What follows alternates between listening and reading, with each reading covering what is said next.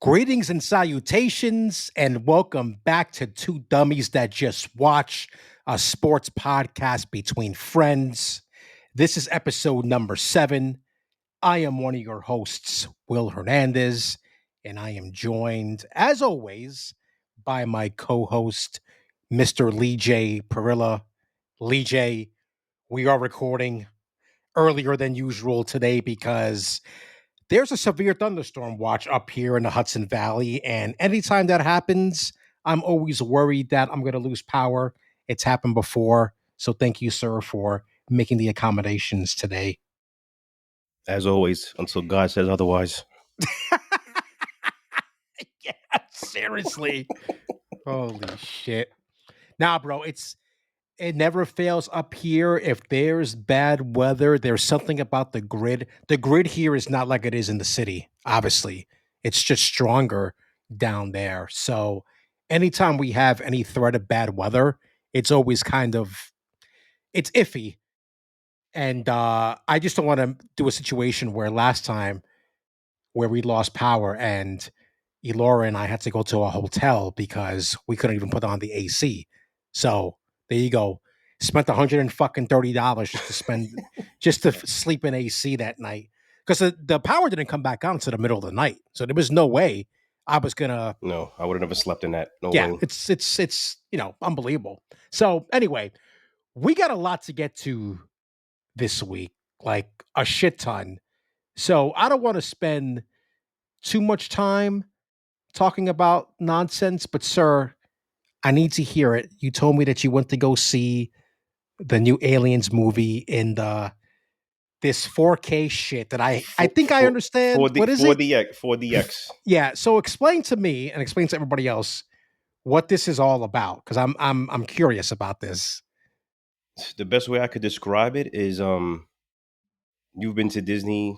You don't even have to be to Disney. It's like you remember Star Tours? That's Yeah, kind of like the yeah, best ride I could, but yeah, the rides that are kind of like that, yeah. where you're not really moving, you're just in a seat and your seat moves as different things in a movie move. Kind of like the simulation on the Yeah, yeah, screen, yeah, the yeah. Yeah, virtual yeah, thing. yeah. Yeah. That's pretty much how they do this. So they'll be like, Interesting. so your seat is like really moving. Uh, they have like water effects, not nothing crazy, little sprinkles. If there's little water effects, there'll be smoke. The theater lights will flash, which is Okay. a bunch of times. If anybody's seen the original Aliens, this Yeah. alien Romulus is kind of the same thing. Gotcha. So I thought it was okay. If you wanted me to rate it out of a 10, probably I'd give it like a 6. Just because I was telling her, she was like, but nobody wants to get wet like that. I was like, I don't want them to get wet, but a little bit more water effects would have been nice. Not heavier water, just Yeah. I think there was more water scenes that could have called for more little sprinkles of water or whatever the case may be. But it was cool. I'd probably do it Interesting. again. Here's my question. How much was it? A ticket? Not as bad as you would think. How much do you think it was? Where did you go? Where's this place We at? went to New Where Rochelle, is New it? Rock City. Okay, so it's a little bit up north in the city. Okay. Not in the city, outside the city. I'm gonna say 27 a ticket. Yep, you got it without the tax. So with the tax, it was about 30 and change, Okay, gotcha. which isn't bad. Her and I went out to eat and drink before that at this restaurant locally by the movie theater. Yeah. So I didn't have to get anything inside. The lines were ridiculous. The movie theater was crowded. Hmm. There was people at the movies that day. I'll tell you that. Interesting. What about the theater itself that It you was went it was to? nice. It was nice. It was clean. Besides some 3 idiot kids that was sitting next to us that couldn't keep shut. Oh God, They were like, that's the worst. they couldn't be older than 13 or 14 years old. Oh my God, bro. That is the But worst. it was like one older kid and him trying to control his 2 siblings, and they're not listening to him because he's a kid too. Yeah, yeah, exactly. Yeah. That's the way it goes It was so annoying. in It was those so annoying. situations. But That is annoying. But were there a lot of people inside your movie, like in your considering the cost for it, and yeah, the you movie theater know, was almost. I want to say it was almost sold out. wow, that's interesting. Holy shit. I've heard about this stuff. I wanted to So try, have but I didn't I. put up Yeah. too much thought into it because I actually prefer the Alamo. But it all depends on it has to be a particular movie. Alien, I would say, would be a good one. Yeah. I would say, I haven't seen it yet, but I do want to see it. Is Twisters would probably be a good one. Yep, that's true. I can see that. They also moved the seat and stuff during the previews for whatever movie they were previewing. Oh, really? Yeah. That's Like Beetlejuice was one, but I don't think that Beetlejuice would be a good one for that. No, it doesn't sound. You're basically not going to go see fucking a movie like Oppenheimer in this, right? Unless they want the real effect, then they just blow up the whole movie theater with everyone in it. Damn. Sir, why do you have to go there? You have issues. We already know this. We definitely already know so that's this. it. I say go try it once. Yeah, I want to try it. Yeah. And then I'll have to go from there. I'll have to see where they have it around here.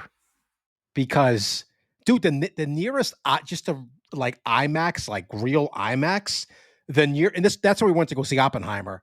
The closest one to Newburgh is in Nyack. That's like a 40-minute drive. So you might as well go to New Rock City. Yeah. That's like a 40-minute drive. There's stuff to do. See, the thing with New Rock City, I know we're going a little off the deep end over here. That's fine. Yeah. New Rock City has stuff to do there. Like we did one time with the kids. We did glow in the dark miniature golf. Yeah. But they got rid of that. But now they have axe throwing. I think they got a trampoline park there. So there's stuff to do there if you wanted to make a day out of it. Is that Nathan still there with the arcade? Wasn't that a New Rock City? We didn't go inside because the movie theater is separate from inside where they got stuff to do. Okay. Because I know back when I used to go there, when I was dating somebody in the Bronx, this is way back when, there was a Nathan's there that had a huge arcade attached to it. Yeah, I didn't go inside. And the last time we went, it's been a while since we went this time because the movie theater by my job doesn't have 4DX. I didn't even check the one on 86th Street. I wasn't going anywhere downtown by her job because I hate those movie theaters. I'm curious after that last now. experience. So, yeah. I'm going to look it up right now. Now I'm curious. From your house to there is about a little bit over an hour. See, I hate that. That's just a little bit over an hour. Too much. I mean, the train goes there too to stop the train. There's a train stop there. If the train goes, whatever stop you get off, does it stop at New Rochelle? You could do that too. That's what we did. Yeah. But we would have to drive to the Harlem line. Yeah, we just walked to Fordham because it doesn't stop. Yeah. At our stop, and then we just took it up. That wouldn't make much sense for us to do. I gotta see. Let's see. New York, Buffalo. Yeah, there's not one near here. So yeah, the closest one is the one in New Rochelle. There's one in Buffalo, one in Deer Park. There's one in Flushing, which is interesting. Regal Union Square has one, and the Regal Times Square has one as well. I'm not going to Regal Times Square. Union Square is not too bad. Yeah, I want to go to the zoo. I got 2 blocks from me. Sir, just look outside your fucking window. Jesus Christ. I'm not doing that. I mean, just for one time, just to travel it once, whatever. Yeah. I want to try it. I definitely want to try it. Anyway, this is a sports podcast, by the way. If you're not following us on all the social medias, we are everywhere: X, Instagram, YouTube, and now we're on Threads. So I did that yesterday, I think. I already started trolling people, and I'm going to get into it later because this Daniel Jones shit is I might have I told LeeJay yesterday there were 3 aneurysm. There are 3 topics. Air. Yeah, there are 3 topics that are going to give me a fucking heart attack today, and yeah, it's going to happen probably at some point. So. Also, if you are following us and you actually download the episodes, if you can rate and give us a rating on there, a 5-star rating, and maybe leave us a review, that also helps because that helps with the algorithm. helps people find us more, helps us on the ranking. So if you're following us on Spotify and Apple Podcast now is what it's called, please rate and review us. So, okay. Are we going to play the game now, or do you want to hold it for the football? Since it's a football related game, do you want to keep it for the second half of the show when we talk about mostly football? Well, this one is baseball, actually. Oh shit! Okay, well then We could do it right now. let's do it now because we're going to start the show off talking about our favorite topic. So this session we figured that we want to. This was a thing that LeeJay and I did a lot during the pandemic. And we're not going to get into the reason why we did it during the pandemic. We're just going to leave it at that. But there were just things where, I would text him and be like, hey, let's play a game. And I would throw out a figure and he would have to basically guess what I was talking about, whatever. Thankfully, this also translates to sports. And you told me that you actually had something for this week. So you're going to go first this week. And, sir, so let us play a game and hit me with what you have right now. All right. So essentially, all I want you to do. So I've been hearing on a couple of shows this week that I listened to about this person. When he retires, he's going to be worthy for the Baseball Hall of Fame. Okay. Right. So okay. I took down basic numbers. I'm going to give you the numbers, and without telling you the name. Okay. Tell me, based off the numbers, do you think this person's worthy for the Hall of Fame? And then just to know the name. Just based off the numbers. Okay. Numbers. These very basic. Gotcha. That everybody looks at for a baseball player. Sure. Okay. Actually, I'll give you one guess. If you get it, I'm going to write these down here in my notes so I can. Okay. I'm going to write them down so I can see them and look at them. Okay. Ahead. Okay. I'm thinking when his time comes, it'll not controversial, but people will argue both sides of it. That's how I see it. Okay. Okay. So here we go. Total games up until today. This is his whole career so far. He's actually still playing today. Okay. Games played 1,617. Mm-hmm. Double 298. Doubles 298. 298 doubles. Okay. Home runs 422. Ooh. I'm intrigued now. I knew you would by that number. I got a little caveat real quick once I end these numbers. Okay. RBIs 1083. 1083. Career average 258. Slugging 526. Okay. OPS 872. Wait, slugging again is how much? 526. 526. And his OPS 872. That's pretty good. Right? So these are the basic, right? What you would say. Yeah. Here's my little thing. What's the caveat? I think this person, think about it this way as well. I think this person's he's 298 doubles. He's gonna get to 300. Mm-hmm. Sure. And I feel he's gonna get to 500? 500 home runs. There you go. Who is said player? Shit, who is this? Well, first of all, yes. I'm going to say that. Okay. Am I allowed some? I want to give you something else, but I feel like this. If I give you this, is going to give it away, and I don't want to do it. Okay. Can I? Go ahead. You can ask a question. Sure. Okay. I feel it's not deemed to be answered. I'm not answering it. Right. That's what I mean. What position does he play? Okay. You don't want to answer that? No, I don't. Okay. What league is he in? American League or National League? American League. I'll give you 3 questions. That's the first one. He's in the American League. You don't want to give me his position, which sort of kind of tells me he's in the American League. I'm trying to think now. I can't give you his team either. First of all, you can't. That would make it too easy. I think that these are Hall of Fame numbers, especially if you get to 500. And can I ask you how old he is? Oh, 1 second. 1 second. Okay. Because I had it up. Let me see. Because I think that. I want to say he's like 32, 33, but I'm not 100% sure. Let me get that for you. 1 second. Oh, Well, he's a Hall of Fame. If he's only 32, 33, he's going into the Hall of Fame. I want to make sure that I have his age correct. Because I think to me, 500 home runs is the magic mark, I think. Which is why I said that. Yeah.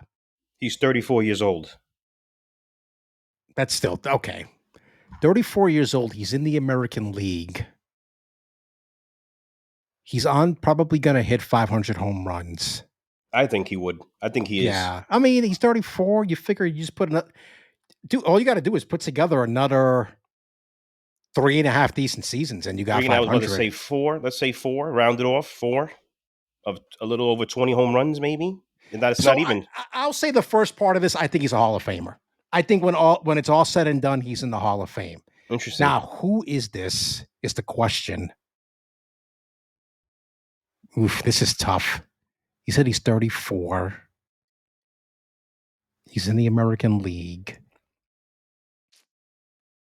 You can't tell me the team. No, that's not. I was going to say Mookie Betts, but no, that's not. That's not even close. Yeah, no. That's not even close. Shit. Am I going to be pissed when you tell me the name? Is it going to be that obvious? I don't think it's obvious, but it's. Oh, really? Oh, that makes it even tougher.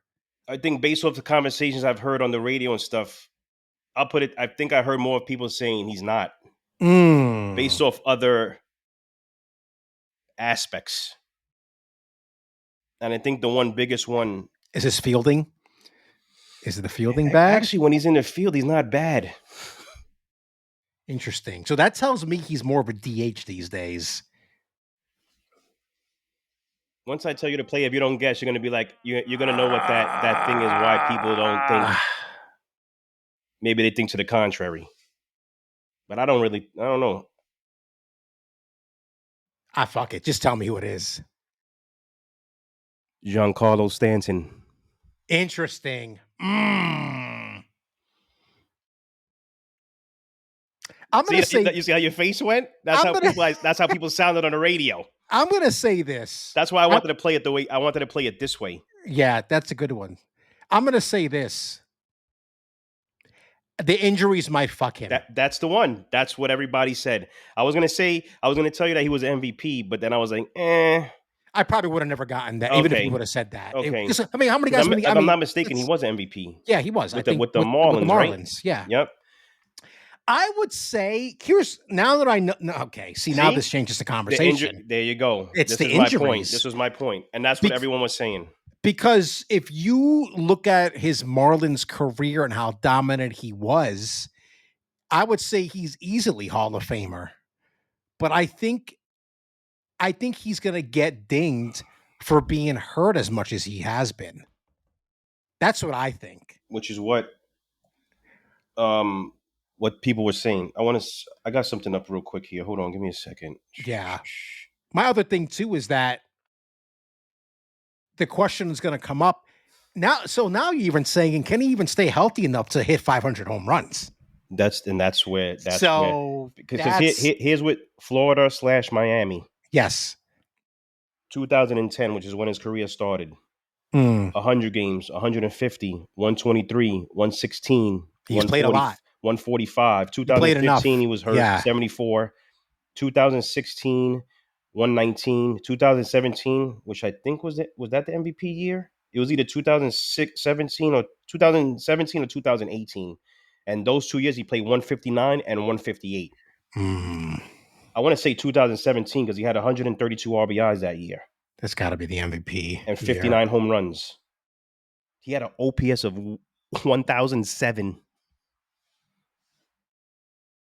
Yeah, 2017 is when he won the MVP. Right? Yep, there you go. These numbers just tell me that. Interesting. And the Yankees are just, when he came in 2019, he played 18 games. 2020, 21, 139, 22, 110, 23, 101, and this year so far, 82. It's dicey, man. Now that I know who it is, there you go. See, that's why I didn't want to do it the other way. Yeah, and it all comes down to the injuries. It's so funny. Google's funny because one of the people who also ask, you know how people they show Is Giancarlo Stanton a future Hall of Famer? This was back in May. This is what it says. I don't know what this must be from an article. Of course, Stanton still has plenty of work to do, and staying on the field is chief among the concerns. There you go. If he falls short of 500 home runs, forget it. So far in 2024, though he seems to be on the right track, well, that's not happening because he was hurt. Yeah, that was in May. Yeah. Yeah, and that is keeping his Hall of Fame chances alive, even if the case might actually be on life support. Interesting. So here's I guess my thing is going to be. You got his contract up there in front of you? I can bring it up quick. Hold on. How many more years does he have left with the Yankees? Because I remember that was a monster contract. $325 million. God damn. He has. Okay. I think he came in 2001, 2. He's got. Here's the thing. He's got 3 more years.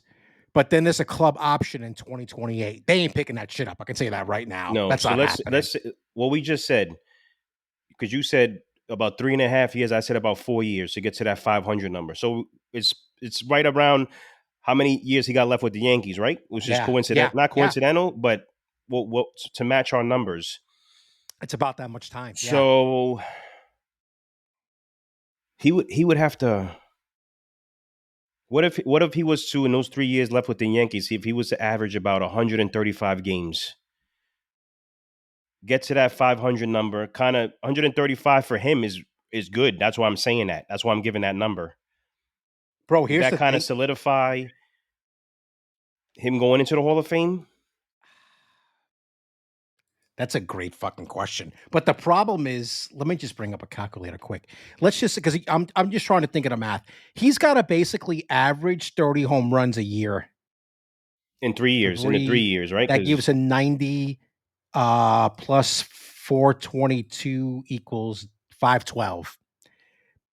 He's got to average. 422 plus 90 is 512. Yep. He basically has to average between 27 to 30 home runs in the last 3 years of his contract. Yeah, one year could be obviously more than the other, but more could be a lot. Yeah, right. And he's got to do some damage off this year. Yes, I don't think it's gonna happen, bro. Because he's got to stay healthy. And what has he shown the past few years that he hasn't stayed healthy? No, that's his biggest problem, and that was everyone's biggest issue. And that's why I found it interesting to ask this. It is based off numbers first, and then go on what you thought afterwards. Because I knew you would. Not so much change your mind, but think about it a little bit more once you heard the name. Yeah. Once I heard the name, it was a different story. So that was a good one. Shit, I'm going to have to come up with a good one for next week. Anyway. All right.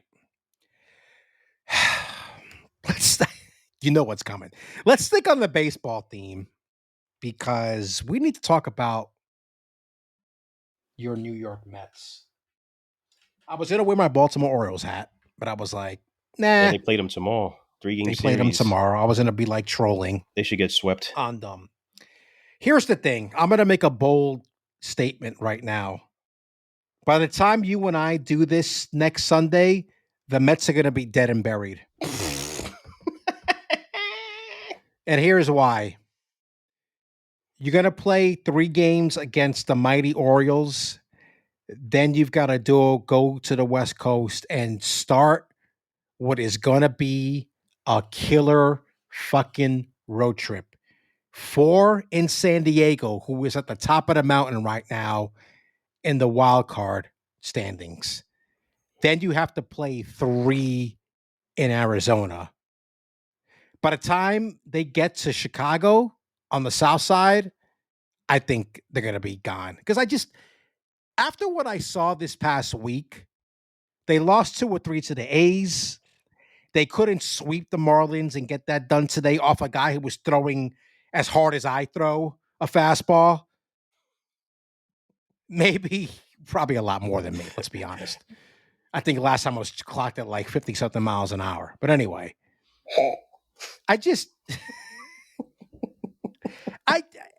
there is nothing about this team that shows me that they can play, let's see, over the next 1, 2, 3, 4, 5, 6, 7, 8, 9, 10 games, that they can even play 500 ball during that time. Am I, let me ask you now, bring you into this conversation. Am I off base here about my assessment for the next week of Mets baseball? No, I'll make it sound worse. I don't really care anymore, and Damn. I'll tell you It's why. gotten to there. Yes, It's please tell gone me. because here it is. What is this? August 18th. Yes, today's the 18th. I'll give him a shout out real quick. Jarrell, it's his birthday today. Oh, happy birthday, Jarrell. I'll have Um, to text you later. We're done here. um, my, you can't beat bad teams, man. And I That's hate and I hate the stupid. You want to call it cliche saying, "Oh, but these guys are professionals too." Yeah, if they were so much professionals, they wouldn't have 25 wins. These teams stink, man. And all I hear is this and 2 out of 3 is not good enough. You know why it's not good enough? Because if you win the first 2 games, let's just focus in on this weekend, the Marlins. And yeah. I don't know what the Braves did Friday and Saturday. I'm just assuming they won. I So think they for lost argument, one of those. okay. So for argument's sake, they lost one. But let's just say you win the first 2, the Braves win the first 2, you lose the third one, and I'm looking at the game right now. You know who's winning the game? The Braves. So what do you actually pick up in the standings? Nothing. You're actually going to lose a half a game if Mm-hmm. the Braves lost a game between Friday and Saturday. These teams are smoking hot, man. Padres, Diamondbacks, they're like 15 games over 500. Those 2 guys, they're in a different stratosphere. You ain't catching those guys. No. Oh, no. So Not happening. it's between the Braves, the Mets, and look at here. The teams you thought weren't going to catch you are right behind you. The Giants, St. Louis is still hanging around. Cubs. The Cubs. So you don't have any room for error, and you don't have a good enough team to have no room for error. Because if you did, you wouldn't be in the spot you're in right now. This is what happens when you get off to shitty starts. And you had a great little run there, the purple amoeba and all of that. Mr. Wiener, Pimp Daddy, whatever his name was. It's all stupid. When it comes down to it, it's the players. And when you lose 2 out of 3 to the A's, don't talk to me. Whether I'm a fan of your team or not, don't talk to me. You should have swept the Marlins. There's no 2 out of 3 anymore. We're not there anymore. We're past that. You got to sweep bad teams. You have to sweep them. Right. That's the Because thing. good teams like Arizona and San Diego and Atlanta, guess what they do? They sweep bad teams. So if you take 2 out of 3 and they're sweeping bad teams, you're automatically losing a game. Though the Braves are not sweeping the Angels because they did lose. Still, they lost one, right? Yeah. So that one Yeah. game, you lose it now because you lost today. Yeah. No, you're right. If the You're right. Braves win today, so it's just kind of like a wash type of thing. So you don't Yeah. gain any leverage. Well, yeah, because they'll actually, if they lose, I mean, I think they'll be back to 2 games back, so they'll lose a game. So it's nothing. It's Yeah. nothing. Yeah. When you have bad teams in front of you, you have to beat them. You have to sweep them. I don't care. 2 out of 3, that's good. No. That's loser mentality. You have to sweep bad teams. Sweep. Come in here. Get out of here. Next. I don't know, man. This Baltimore, they haven't been playing well, but their team is better than the Mets. If I was to be honest with you, then Baltimore's going to take at least 2 out of 3. I wouldn't be surprised if they swept the Mets. And that's what I mean about by the time we get to next Sunday, I just don't think that this team is going to be in it. And the thing that kind of, I think, because I watched a good portion of Friday and I watched a good portion of yesterday. I had yesterday more in the background, and Luis Severino does something that only 21 other pitchers have done this year, and that is pitch a complete game. Not only that, but he pitches a complete game shutout. Here I was thinking that maybe, just maybe, something like that would propel them today, but I didn't watch the game. First of all, this whole Roku shit is so fucking stupid. They try to get us to pay for something else. No. But it was actually for free. If you download like the Roku channel or whatnot, you can actually watch Roku TV for free. Also, if you would have downloaded MLB.TV, the app, you could have actually watched the game for free. That's not the point. The point is that Major League Baseball is trying to do all these different things to get more people to watch games. and you put it on something, because don't forget, this was the Peacock game last year. Mhm. Now it's Roku who has this, and the announcers suck. I don't want to watch Anthony. What the hell's his name? The former catcher for the Mets. Not Anthony Young, because he's dead. No, no, it's not Anthony Young. But it's just like Anthony Recker. Anthony Recker is like the color guy on this, and it's just like I don't.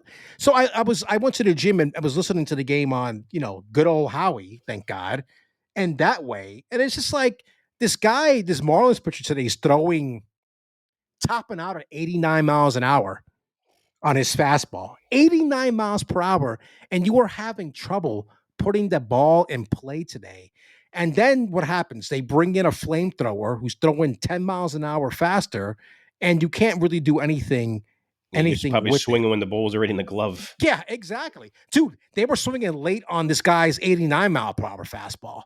So you're supposed to tell me that you're gonna win a game and come back and beat a guy that's throwing 97, 98. This is the shit that I'm talking about. This is the shit that you're talking about. But let's backtrack a little bit during the A series. Because there was a lot of bullshit happening during that series. The first thing, what happened on Tuesday night when this guy Austin Adams comes in, shuts down the Mets during a pivotal point of the game, and then starts mocking the Mets by doing the OMG celebration. And that got everybody's knickers Panties all in a bunch. Yes, I was going to say knickers, panties, whatever. And what was that N word, sir? You can't say that. Oh, no, sorry. He didn't say that, everyone. Piece of shit. And then like Wednesday morning and Tuesday night, everybody is losing their shit over this thing. Here's the thing about this whole thing, and I know you and I discussed this at length through text on Tuesday. You know what? Hit the fucking guy. Beat him.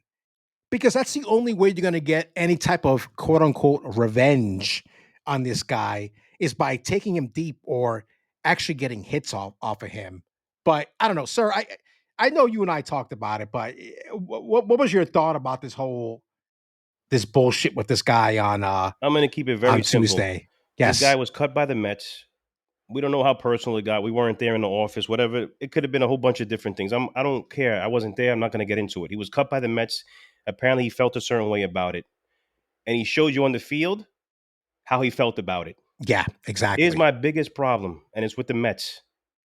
If I'm not mistaken, when he struck out whoever he struck out, there was a runner on second base. There was. When you're coming off the field, game. Yeah. Let me go back a little bit. Yeah. I don't know if you remember what you texted me. That's not the point. When you texted me something, that's in my mind. I knew you got it, and a bunch of other fans got it. Meaning, if you texted me that about that guy because you were offended as a fan, and the players weren't, that's the problem. That's the problem. That guy on second base, I didn't say run up on him and hit him, but say, yo, you relax. You suck. Relax. And then beat him. Then the next day, Edwin Diaz talking about that's our thing. That was ridiculous. Dude, you pitched that night and you did nothing. You didn't throw a guy like hit him in the behind where, I'm not saying hurt anybody, but you did nothing. You talk about it the next day. But here's how ironic this is. You're complaining about a guy that used your celebration that you do to everyone else. Right. To rub it in or to act a certain way. He just took it and shoved it up your ass, and you did nothing about it. This guy came in on your lawn, took a shit, and left, and you did nothing. Yeah. You watched him take a shit from your living room window and watch him walk right off your lawn, and you did nothing about it. This fake tough guy mentality, man. And at the end of that game, they're all smiling into the dugout. I'm like, listen, call me whatever. Get off my lawn, old man. I'm an old man. Blah, blah, blah. I don't care. There's certain ways you do things. There's certain way. You don't allow somebody to come here and do that and then get in your feelings when he did it. But you did nothing about it. Like you said, the biggest way to do it is play and beat them. And they came in here, won 2 out of 3, man. Give me a break. Get lost. And well, the funny thing is that on what was it, on Wednesday, I think it was when Lindor hit the home run. he does the oh my God celebration towards the A's bullpen. Yeah, for what? And it's just like, what? But what is the point of that? It's corny. It's corny. It's so fucking stupid. It's stupid. It's, I don't know. I'm getting tired of talking about them because let's talk about one they're other about thing. to be an afterthought. Yeah, no, very soon. Let's talk about one other thing on Thursday. Oh boy. So Thursday before the game, the day game, and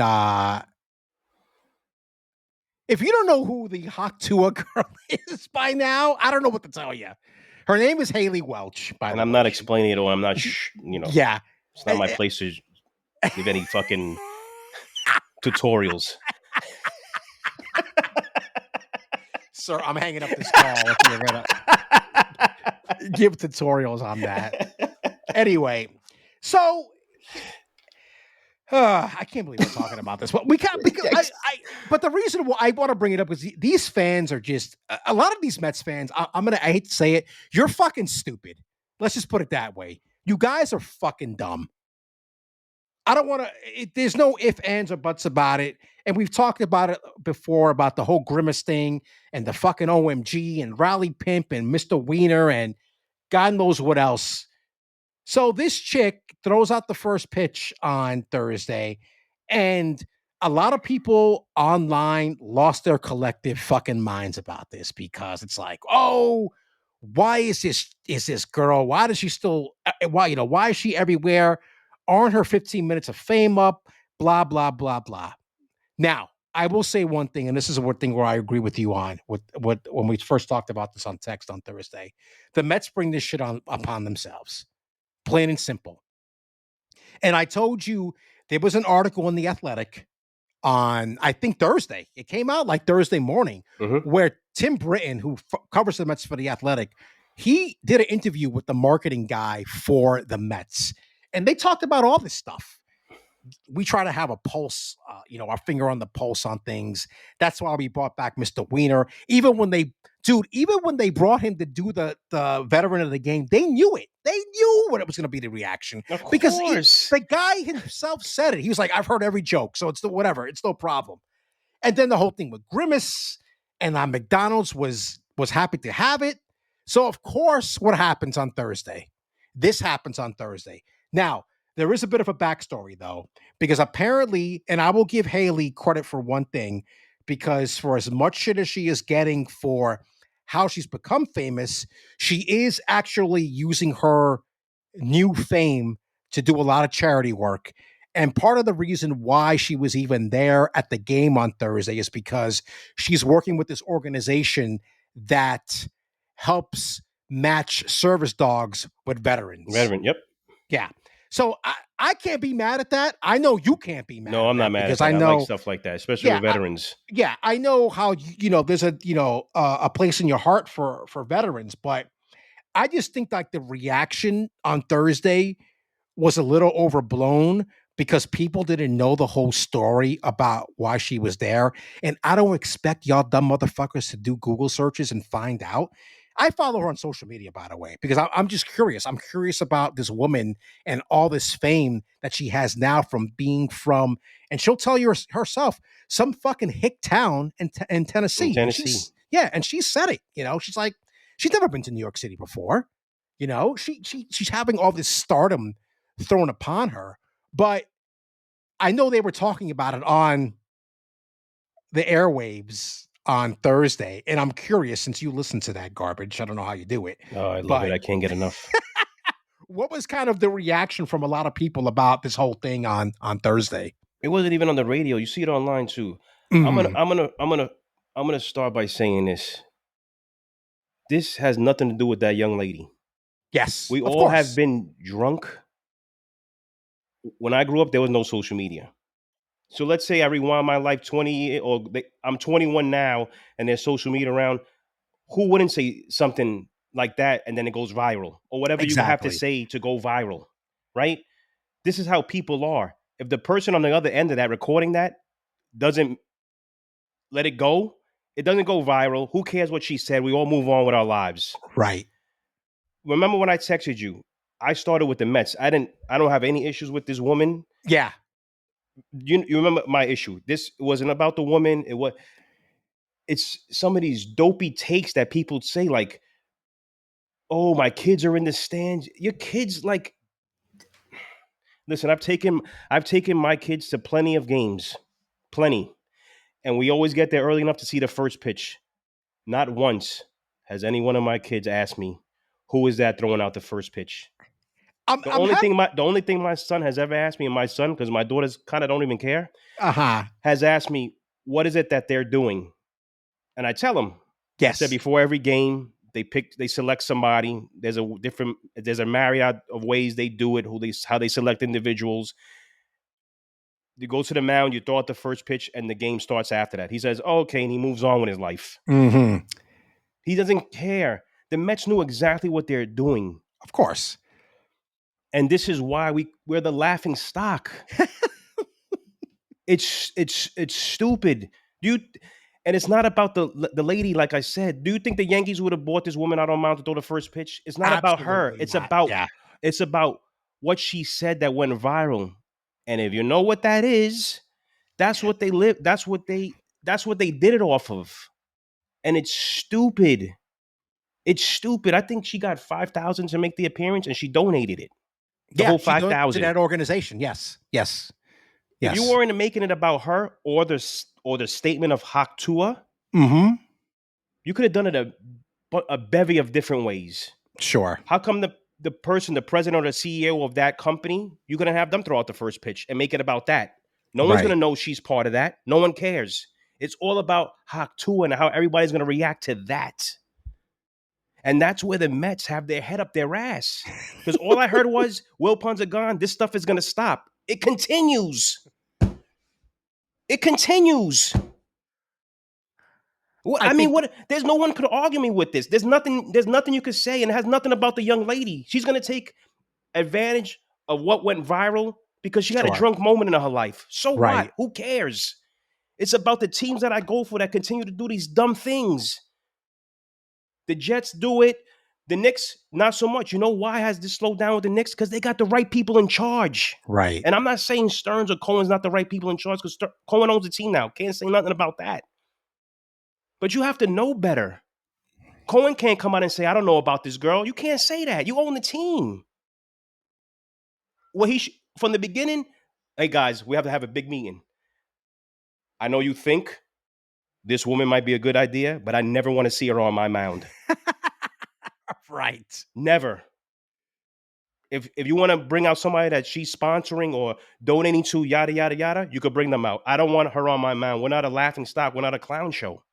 And it's not about the woman. A million times. I'll say it. It's not about the girl. It's about the statement and what went viral and who knows what Haktua means. Right.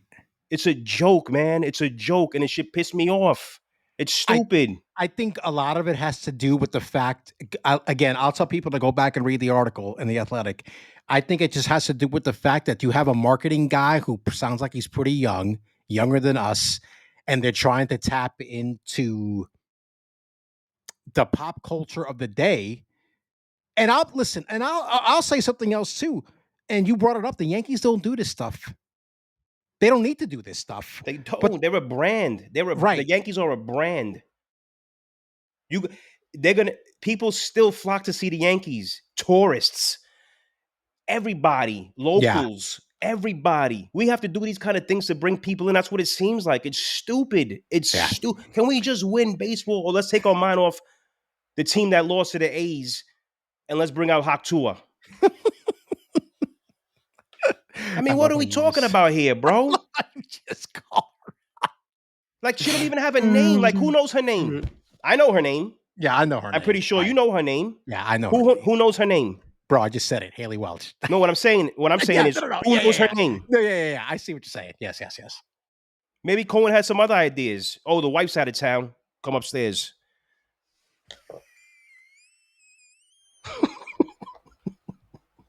Do you want to get us canceled? Like, come on, man. It's just stupid. This stuff doesn't stop. It doesn't stop.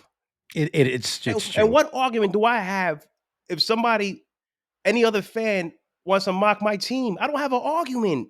I got to There walk is none. away. There is There is none. none. Yeah, there is none. That's the problem. That's the problem. There is none. Well, you know what? This is all going to be done soon anyway. So According to you, by next weekend. next weekend. Okay. Let's move on because I'm getting tired of this. So Yeah, let's move on. Wait too much time on that crap. yeah, we did.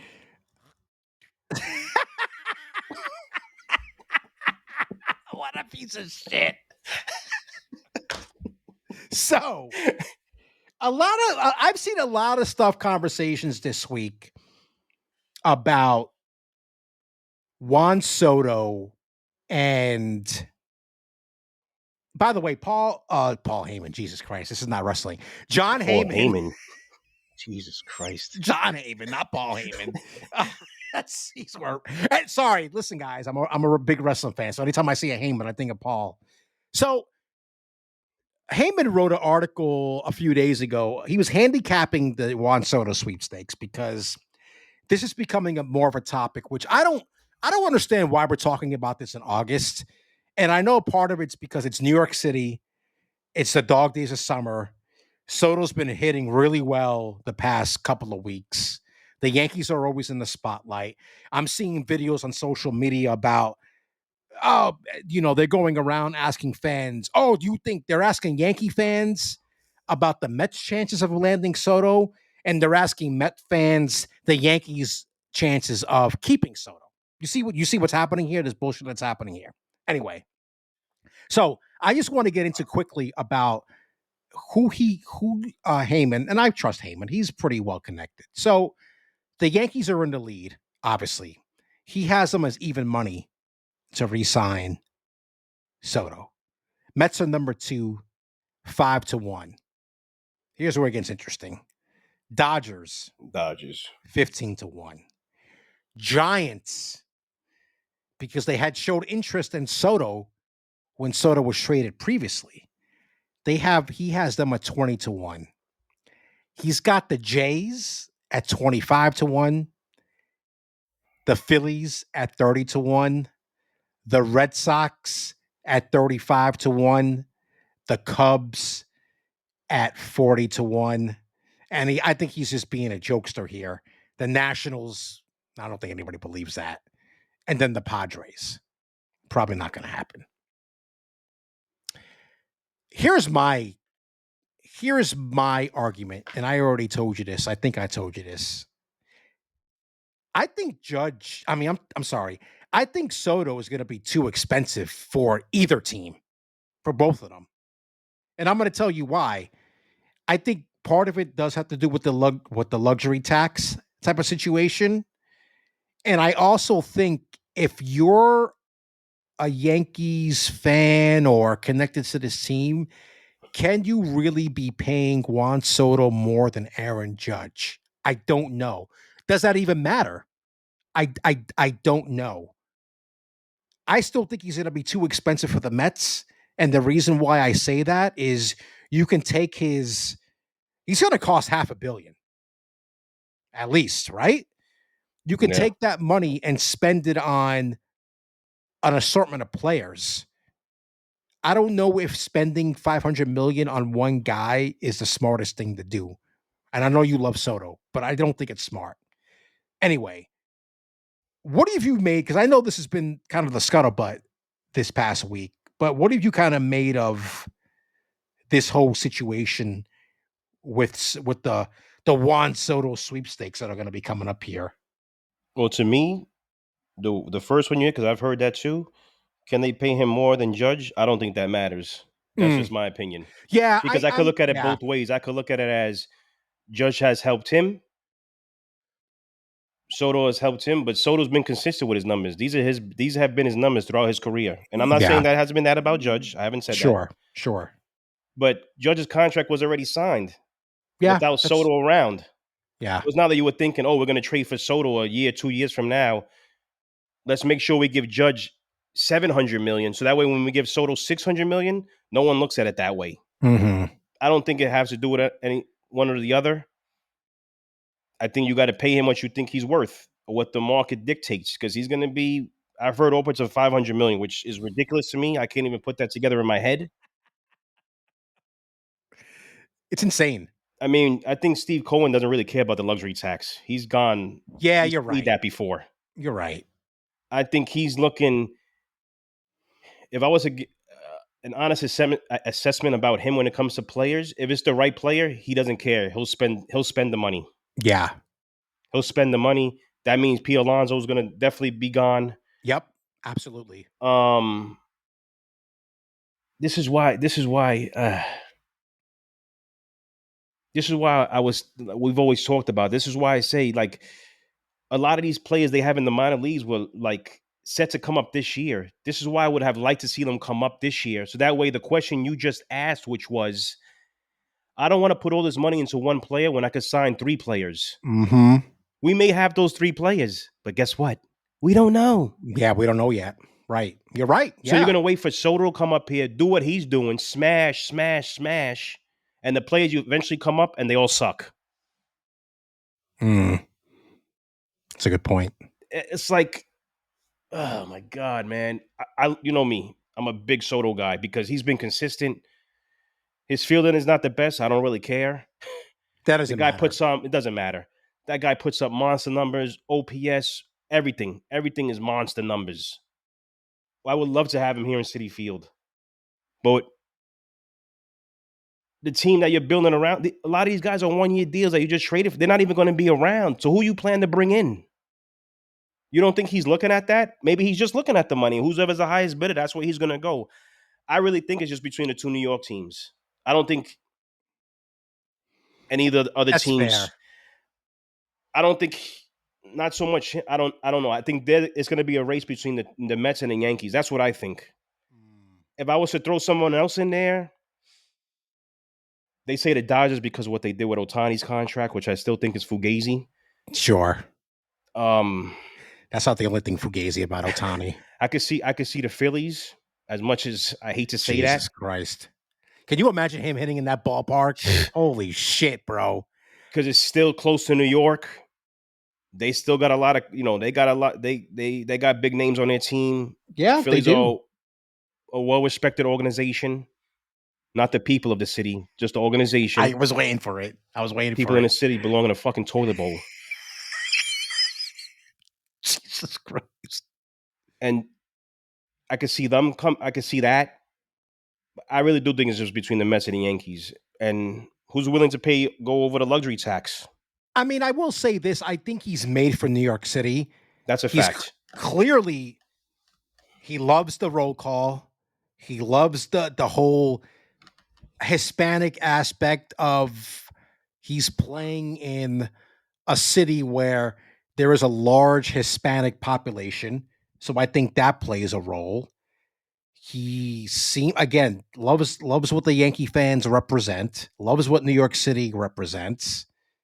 So yeah, I can definitely see it just coming down to the 2 teams. But I do think that there will be a dark horse that will come and be like, hey, do you want to come play in San Francisco for $600 million? I mean, who knows? I can see that. Then we'll kind of see whether if it's really the money or not, or is it really the situation? But again, I just think if you're him, I can't see you coming to the Mets when you know you have more stability playing in the Bronx. That's me. Because look who's batting behind me. Who's batting behind him in Queens? I don't fucking know. Nah. If you're telling me Alonso's going to be gone next year, if you're telling me Martinez is going to be gone next year, Alvarez can't hit himself out of a fucking paper bag right now. Nimmo can't hit for shit, even though he's, here and there he had flashes yesterday. I say you keep Lindor in the leadoff spot. He's not going anywhere. Where's your power hitter? Where's your protection for Soto right now? It doesn't exist. Nope. And none of those guys in the minor leagues are going to provide the protection that you need. Nope. So I don't know why he would come to Flushing. I really don't. That's just but I do think it is going to be a bidding war. I think it's going to come down to who's going to go and He's going to get about $600 million. oh God, that's insane, for bro. maybe 8 or 9 years. That's insane. I don't think any human beings worth that money unless they're curing cancer or Fucking insane to me. And I love sports. Don't get me wrong. Sure. Yeah. Yeah. But from day one, since I watched sports up until where we're at today, I still can't grasp the concept of one singular person making the money they make. Yeah. And then they still go on radio and television. Boo-hoo. Yeah. Right. Well, we'll get into that later. Doesn't make sense to me. Because that's happening with a certain person in the Jets organization right now. But we'll get to that in a few. Let's keep this on baseball stuff right now. And boy, Rob Manfred's a piece of work. So let me set the scene first. Because if you haven't heard, and I'm going to read the article here a little bit from Bleacher Report by Julia Stamba. That's a name. So there is some belief around MLB that starting pitchers should be required to play a minimum of 6 innings before leaving the mound, according to ESPN's Jesse Rogers. MLB is discussing the potential rule change as part of a goal to restore the prestige of the starting pitcher, Rogers reported. The league has proposed some exceptions to pitching a full 6 innings, including the pitcher suffering an injury, exceeding 100 pitches, or allowing 4 earned runs, per Rogers. The new rule would require years of advance notice before it could be implemented by MLB, Rogers noted. That delay is because teams would need to start implementing the 6-inning minimum in the minor leagues to ensure prospects could handle the workload in the majors, Rogers reported. Here's the kicker. This is where we've talked about this. MLB starters right now currently must go 5 innings to qualify for a win, while there is no inning minimum to record a loss. Here's what I'm really talking about. Sorry.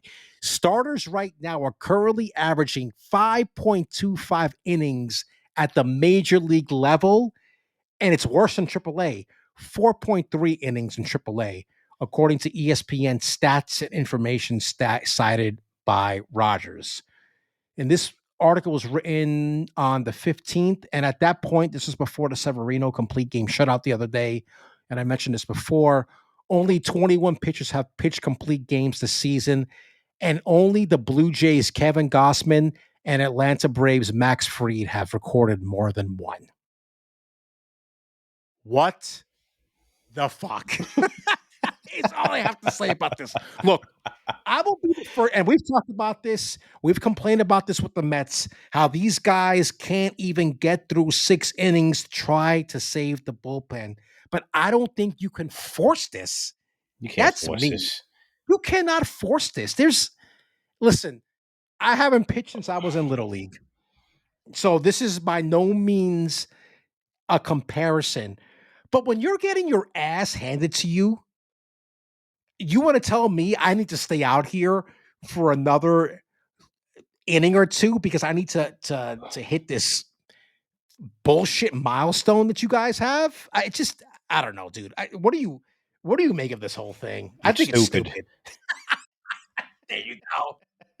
Our favorite word in this podcast. In sync. It's stupid. It's instead of actually teaching these kids how to pitch. Thank you.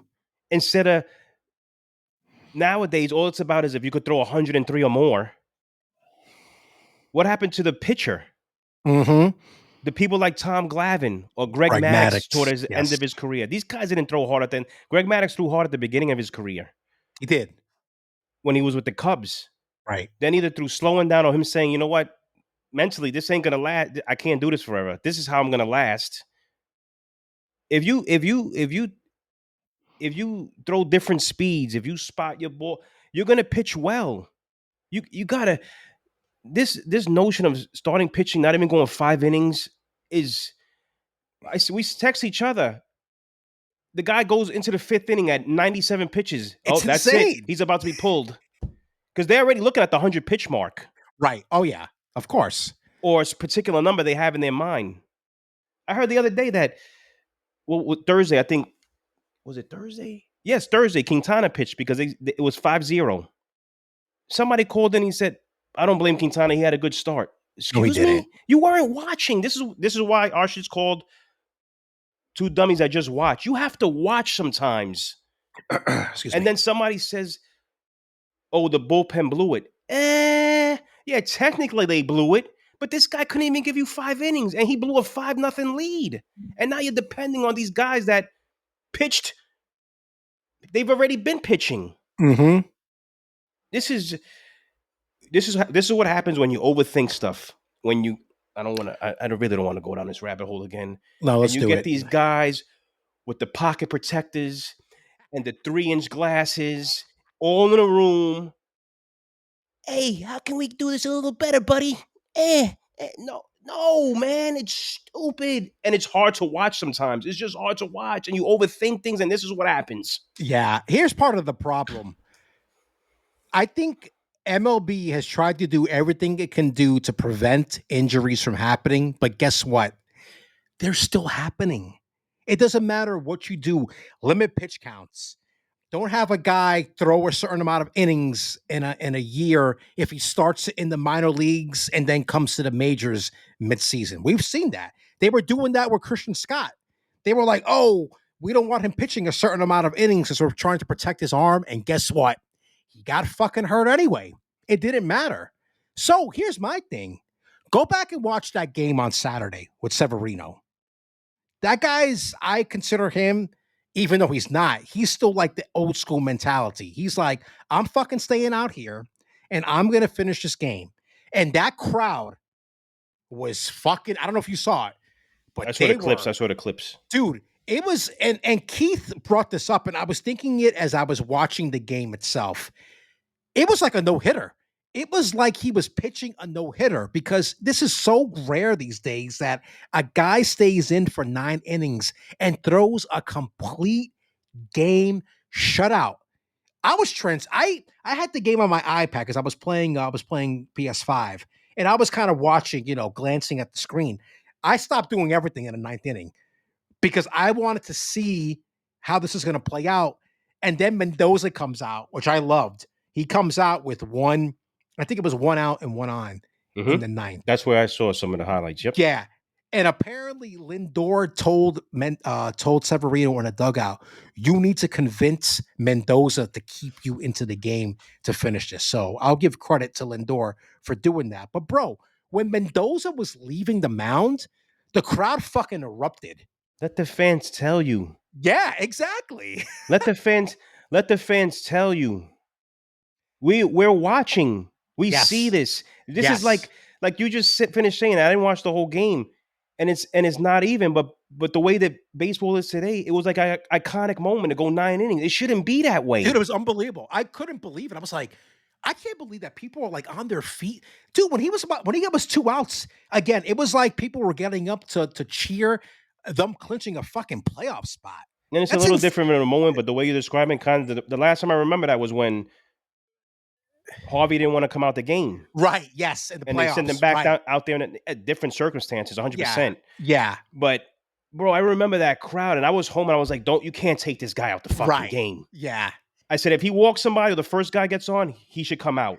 Yes. But he's got to at least start the inning. Yes. And by the way you're describing Severino, we're looking at this like this is a perfect game. It's crazy, dude. Which at the same time, kudos to Severino. Yes. But to play a little devil's advocate, it's sad. Yeah, it is sad. No, I completely agree. It's very sad. Because I don't want to take anything from Severino.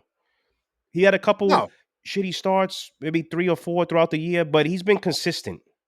He's gone 6+ quite a few times. But sorry, I thought you were done with him. What happened? No, I am done. I'm trying to give him some kind of credit amidst of, because they try to give credit to the wrong people. Yeah, no, I get it. Like they try to give credit to Quintana for that start on Thursday. Come on, man. That game sucked. Dude, I was just about to say I have much more faith in Severino than Quintana. Of course. Any day of the week. Like, not even close. I have more confidence in my right foot throwing the ball than Quintana. The guy's awful, man. I don't know what people are watching. He walks Bad. too many people on base, and because he gets out of the inning, you think that's good. No, it's not. Yeah, it's not. It's not at It's all. not good. Because if these were really good teams, Quintana would have been out the second. We would have got bombed. Yeah. Bro, they walked 11 people on Thursday. 11. Dude, when you texted me that, I didn't even realize that because I had the game on in the background as I was working. I didn't even realize that. Come on, man. 11 people? But here's the thing now. This is to bring it back to the original thing, because now we're getting a little bit off the track here with the Mets. I don't know if that prevents that from happening. I can't imagine that is going to prevent, if you're going to put in somebody's mind. God, I wonder what Scherzer thinks about this, because he hates the pitch clock. So I can only imagine what he thinks about this fucking rule. I don't know if putting that rule into play is going to make a difference at the end of the day. Well, he's not going to be around anyway. So that's if true. that came around, if that no, comes you're around, right. You're absolutely right. But okay, bottom line, do we think that this gets implemented at the end of the day? If they really sat down and actually talked to people that play, and even old timers, bring them in, talk to them, ask them, I don't think so. I think it's more of having these kids at a young age try to throw these curveballs and these sliders and all these other pitches instead of teaching them how to pitch. It's not going to get fixed. It's not going to. Now you're going to force this guy to stay out there unless he gives up 4 runs. That's he's insane. Got to stay. What if he just continues to walk a lot of people when I give up any runs, and I'm in the 4th inning, he's up to 135 pitches. Well, they did say they would take him out after 100. Oh, that would be the rule. That's essentially what they're doing now. Right, exactly. Yeah, exactly. The mark is 100 pitches, and then you're out of the game. I agree. Fuck off, dude. Here's what I think will happen. I think they'll start to implement it in the minors, and then they're going to find out, guess what? This is a bad idea. Yeah. I think that's what's going to happen. So. Stupid. Anyway. So for those audio listeners, I'm wearing a Las Vegas Knights hat. I don't have a Rangers hat. I need to get on that. But I thought we would end the first half of the show with a little fun, because for those who are unaware, first of all, let me start off by saying that LeeJay and I are not big hockey fans. We are not going to talk about hockey a lot on this show. Sorry. Not happening. We're Puerto Rican. We don't play hockey. Nope. That's not something that we played growing up. Nope. The only ice was in my freezer. Jeez. Though you and I have said we both love to watch playoff hockey. It's fun. It's a different animal. It's interesting. It's intense. It's the best playoff format in sports. We both agree on that. The best sport to watch live, actually. Yeah, I agree with that too. I do like it to watch. So the reason why we're bringing this up is because, for those who are unaware, Sam Rosen, who's been the longtime play-by-play guy of the New York Rangers, he's entering his 40th year, and it's going to be his final season calling the play-by-play on MSG. He's obviously done play-by-play on the radio. I was going to play a clip, but I decided to axe that because I want to play clips the right way, and I'm still trying to figure out a good way to do that instead of playing it to my fucking phone. Anyway, he's one of those guys, and you've heard him and I've heard him, that has like that voice, I feel, where you hear him, he's like, oh yeah, I know why this guy does this for a living. He has one of those like great voices. So it got me thinking, we're not going to do our Mount Rushmore for this. We were doing our Mount Rushmore later on. But I figured, hey, in your life, and I'll let you go first, tell me who some of your favorite play-by-play guys that have been over the years. And I'm pretty sure you and I are going to have similar ones. But I'll let you get this conversation started here with some play-by-play guys that always like kind of that you've enjoyed listening to over the years. And to be honest with you, I just play-by-play, whatever you want to call them, I just did it by people I like to hear. That's kind of how I did good. it. Yeah, I like that. So Yeah, whatever job they have, I don't really care. Just right. the I get what person you're I saying. like to hear Yeah. or Okay. made it interesting for me as I Yes. listened. Mm-hmm. So I'm going to start it. I don't know. This is like my favorite, like two of my favorite people, Madden and Summerall. Wow. Okay.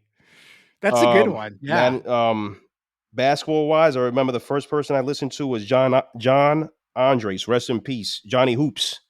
I He have was no idea who awesome. that is. Who is that? He called Knicks games. He Oh, was radio or awesome. Yeah. TV? He did both, I think. He did Oh, TV really? and Oh, shit. he did TV and radio. That's a If new you one. found it, if you kind of went on YouTube and found him and heard Found his some clips. voice, Yeah. you'd be like, "Oh, I've heard his voice before." Interesting. Okay. Got it. Nowadays, we got my man Clyde Frazier, Oh, Jesus Christ. Mike Breen, Okay.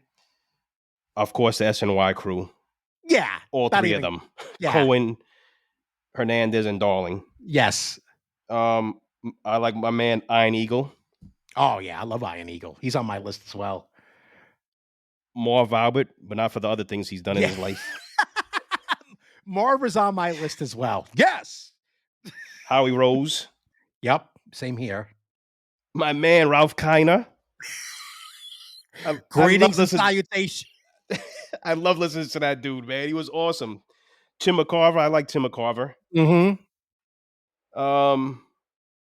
That's kind of who I wrote down real quick. Kind of hockey. Sam Rosen's good. I actually, when I used to drive for Uber, I used to like to listen to Don LaGreca on the radio. I kind of look at it as if you're not really into a sport, but you kind of know the rules and the aspects of the sport.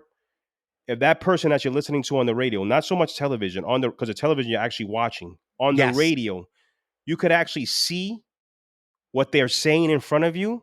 Yes. They're it. Don LaGreca, top 5 of people, and I've listened to a couple different people do hockey. He's top 3 actually of people that I could listen to on the radio do hockey.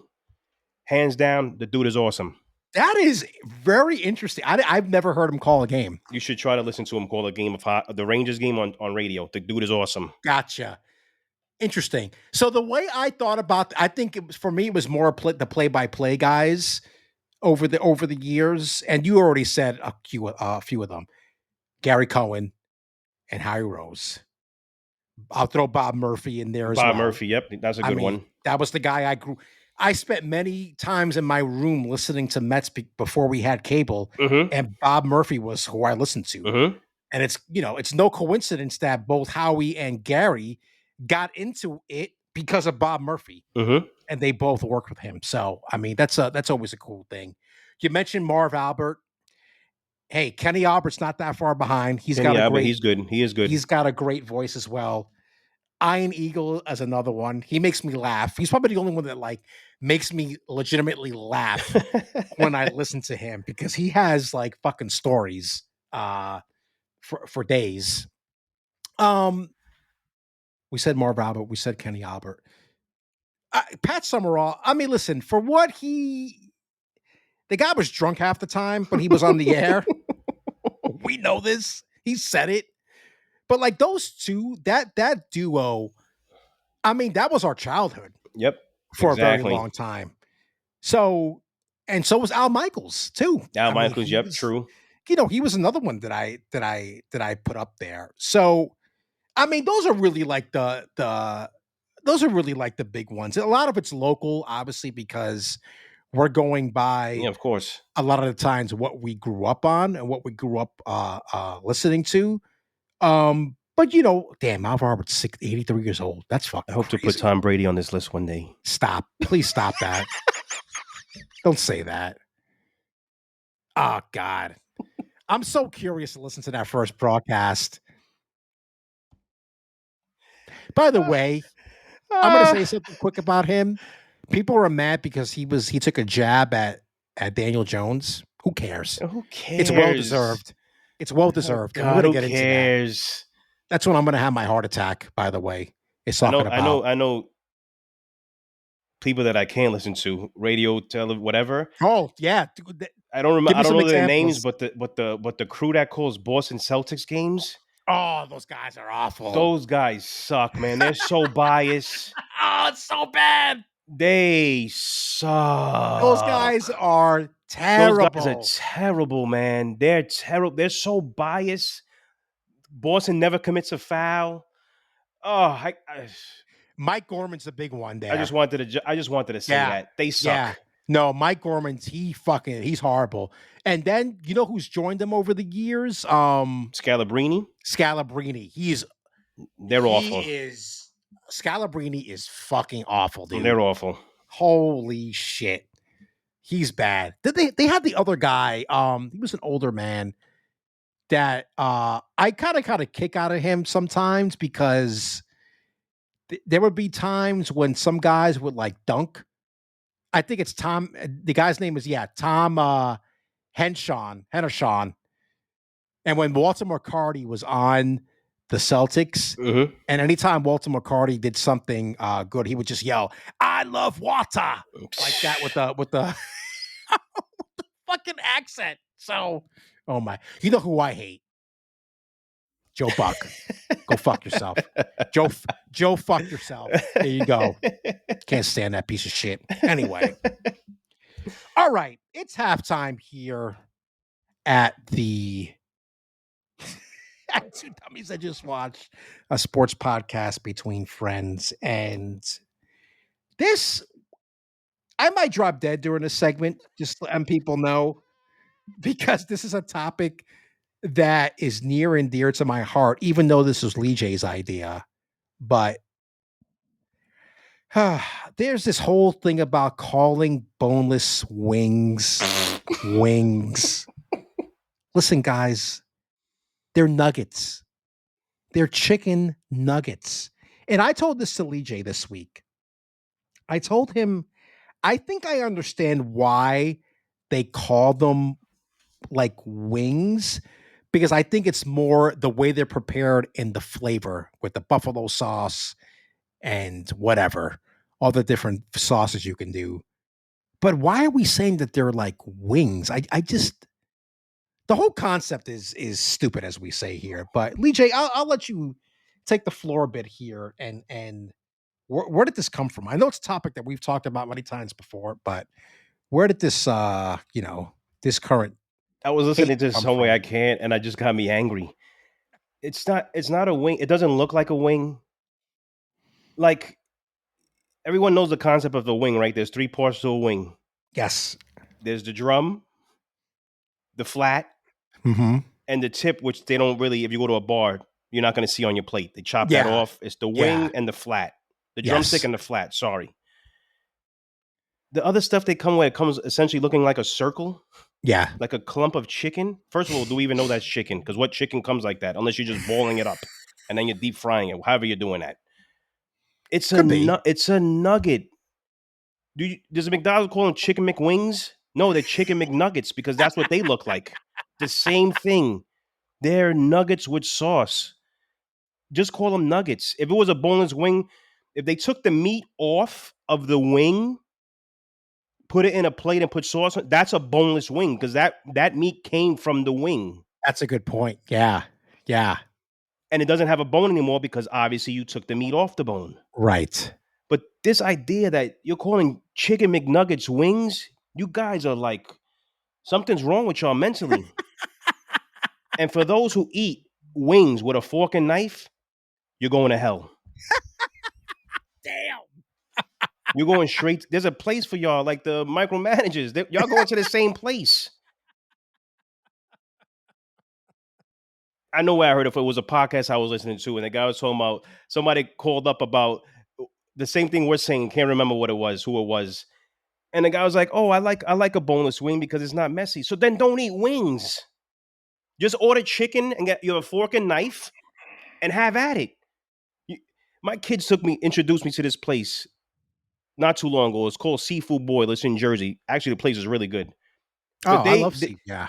They got a what's that called when it's like the shrimp and the crab legs and all of that in a bag with the potatoes? Yeah, I love that shit. Oh yeah, it's awesome. They got that. They went to town on that. I didn't get that. You know why I didn't get it? Because I didn't want to be messy. Mm-hmm. I didn't want to crack the crab legs with the nutcracker.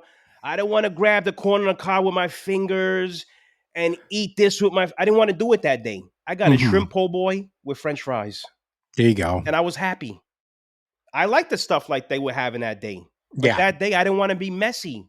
Yeah. I didn't want to do it, so I didn't know what. I didn't want to have a big handkerchief around my neck. A bib. Yeah, like what do we do? Like we're making excuses for the boneless wing. It's not a boneless wing. Stop. I think part of the problem is that we know what a chicken nugget looks like, how it's like flat, right? We know what chicken nuggets. Yeah. So I think the problem is we have to come up with a different name for these things. And I don't know what you do at this point because it is so ingrained in food culture that you call these things boneless wings. I remember when the Giants bar that I used to go to back in Chicago, and for some reason, after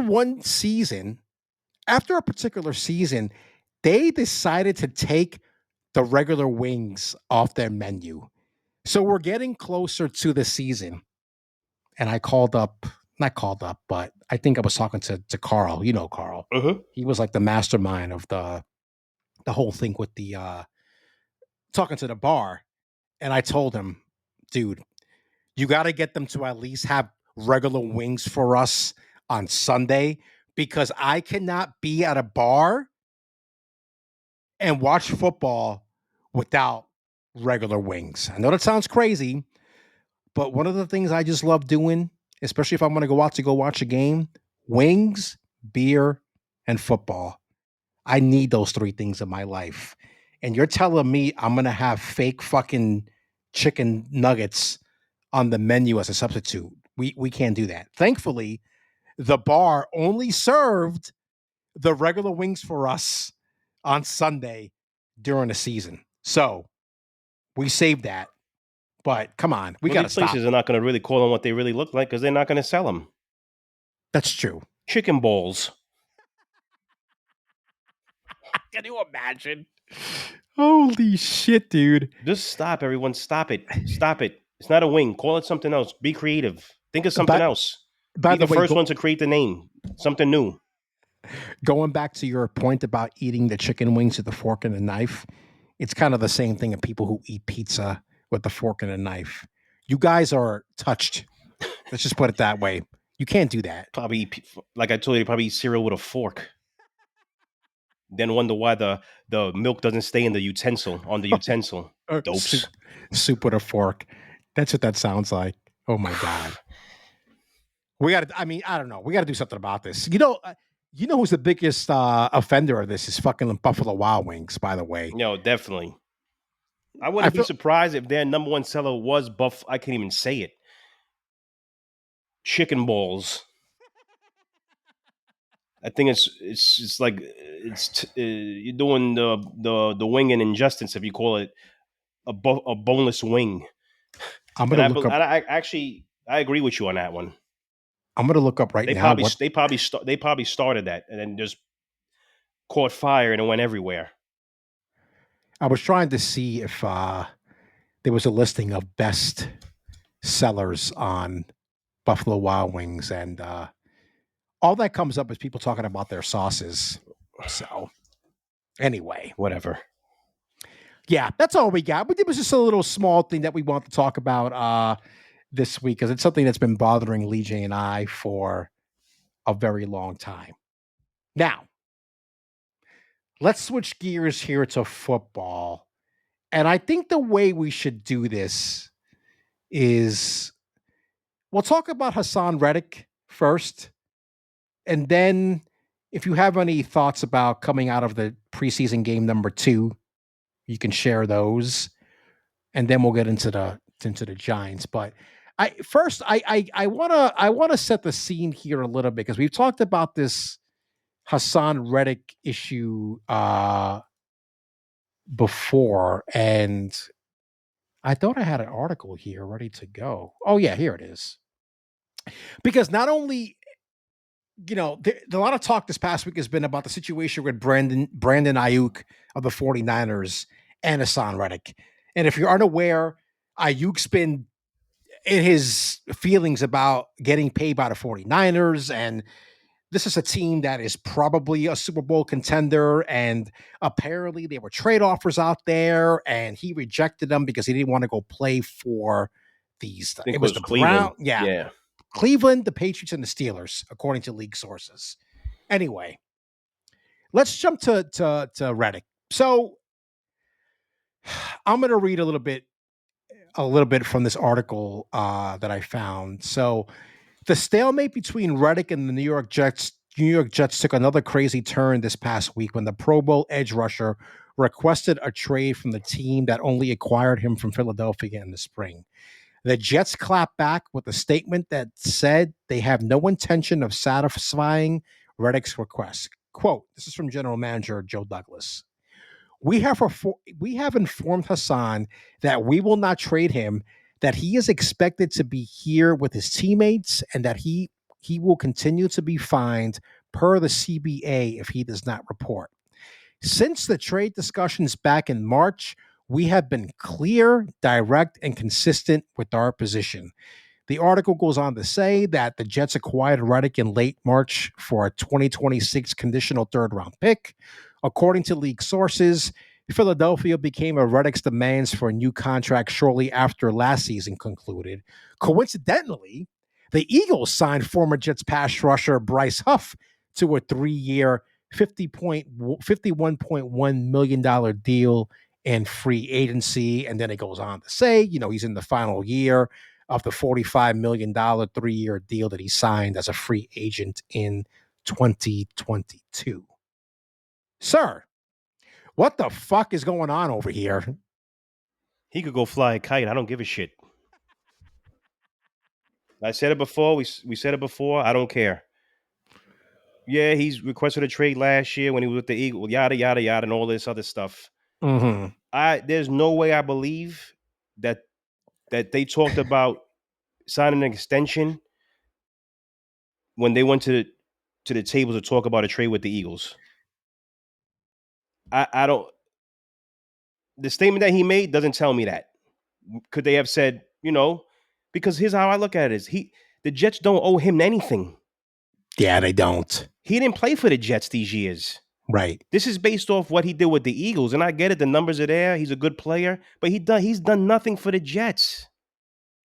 And if this was really out there, say, listen, guys, if you whoever you trade me to, I'm signing. That team has to sign me to an extension. Guess what would have happened? No one would have traded for him. Mm-hmm. That's why it sounds like a lie. Mm. And I sent you that clip. He was all in. Whatever happens, let my I'm drawing a blank. Let my us agent, play. my agent. Yeah. That's their job. Let Douglas sit down. I'm here to play for them. However long I'm here to play for them, and let them take care of that stuff. What's going on now? That's not what you're talking about now. It doesn't make sense to me. I think that's part of the problem. The fact that he was on the record when they traded for him to basically say that he was all in with this team and let the chips fall where they may, and then let his agent and the Jets figure something out. My question to you is, and I've seen this, and we kind of talked about this a little bit over text, but are the Jets at fault here at all as far as, and they kind of just mentioned it a little bit, that maybe they should have negotiated this before they traded for him? I don't know. No way. You traded for him just the way you traded for him. Mm-hmm. Let's see what kind of year you have, and we'll come to the table. If we could come to a number, if not, you'll get your money elsewhere. Because if he has another good year, he's a free agent. He's actually a free agent, so he'll get his money elsewhere. Right. Yeah, because he's only 30 years old. So I'm assuming he has about one more contract. Don't try to hold us hostage. The Jets have the upper hand. He holds no cards. Right. Because if you're doing this now with the same implications to another team, what makes you change your mind if the Jets do trade you somebody else? You're going to do the same thing to somebody else. So no one's going to trade for you. That's a good point. Yeah. No one's going to trade for you. So now we're with you. So now you want to play hardball. We're going to play hardball. Here's what I've heard. I think right now he gets $50,000 per practice or whatever, or every day he misses is $50,000. Once the season starts, it's a game check. Damn. Are you willing to do that? I don't care how much money you have. Who's willing to do that? That doesn't make any sense to me. So like when they interviewed the players, we're gonna play with who's here. If Reddick comes in, we're gonna welcome him with open arms. The players don't care about that stuff. Only when it's for them. Yeah, exactly. There's so much shit going on here for years within the Jets, and you want to go ahead and pull this kind of stunt? Come on, man. What are we doing here? What are we doing here? Because it's easy right then and there. All this miscommunication stuff is nonsense. Because right then and there, before you got traded, you can say, "Yo, agent, do the Jets have a contract in place for me? Oh, they don't? I'm not. Nope. Don't trade me. Because Yeah. I already told you I'm not going to another team unless they give me a new contract." He could have stopped that a long time ago. No, he said what he said in the interview. And here we are now. Miscommunication. The Jets didn't tell me that. Boo hoo hoo hoo. Your mother didn't change your diaper. You're crying now. Get out of here, bro. Take a walk. You could get fined. I guess you're rich. You got all this money. Do whatever you got to do. Do it. No one's going to trade for you if you still have these same demands. It's not going to happen. That's how I see it.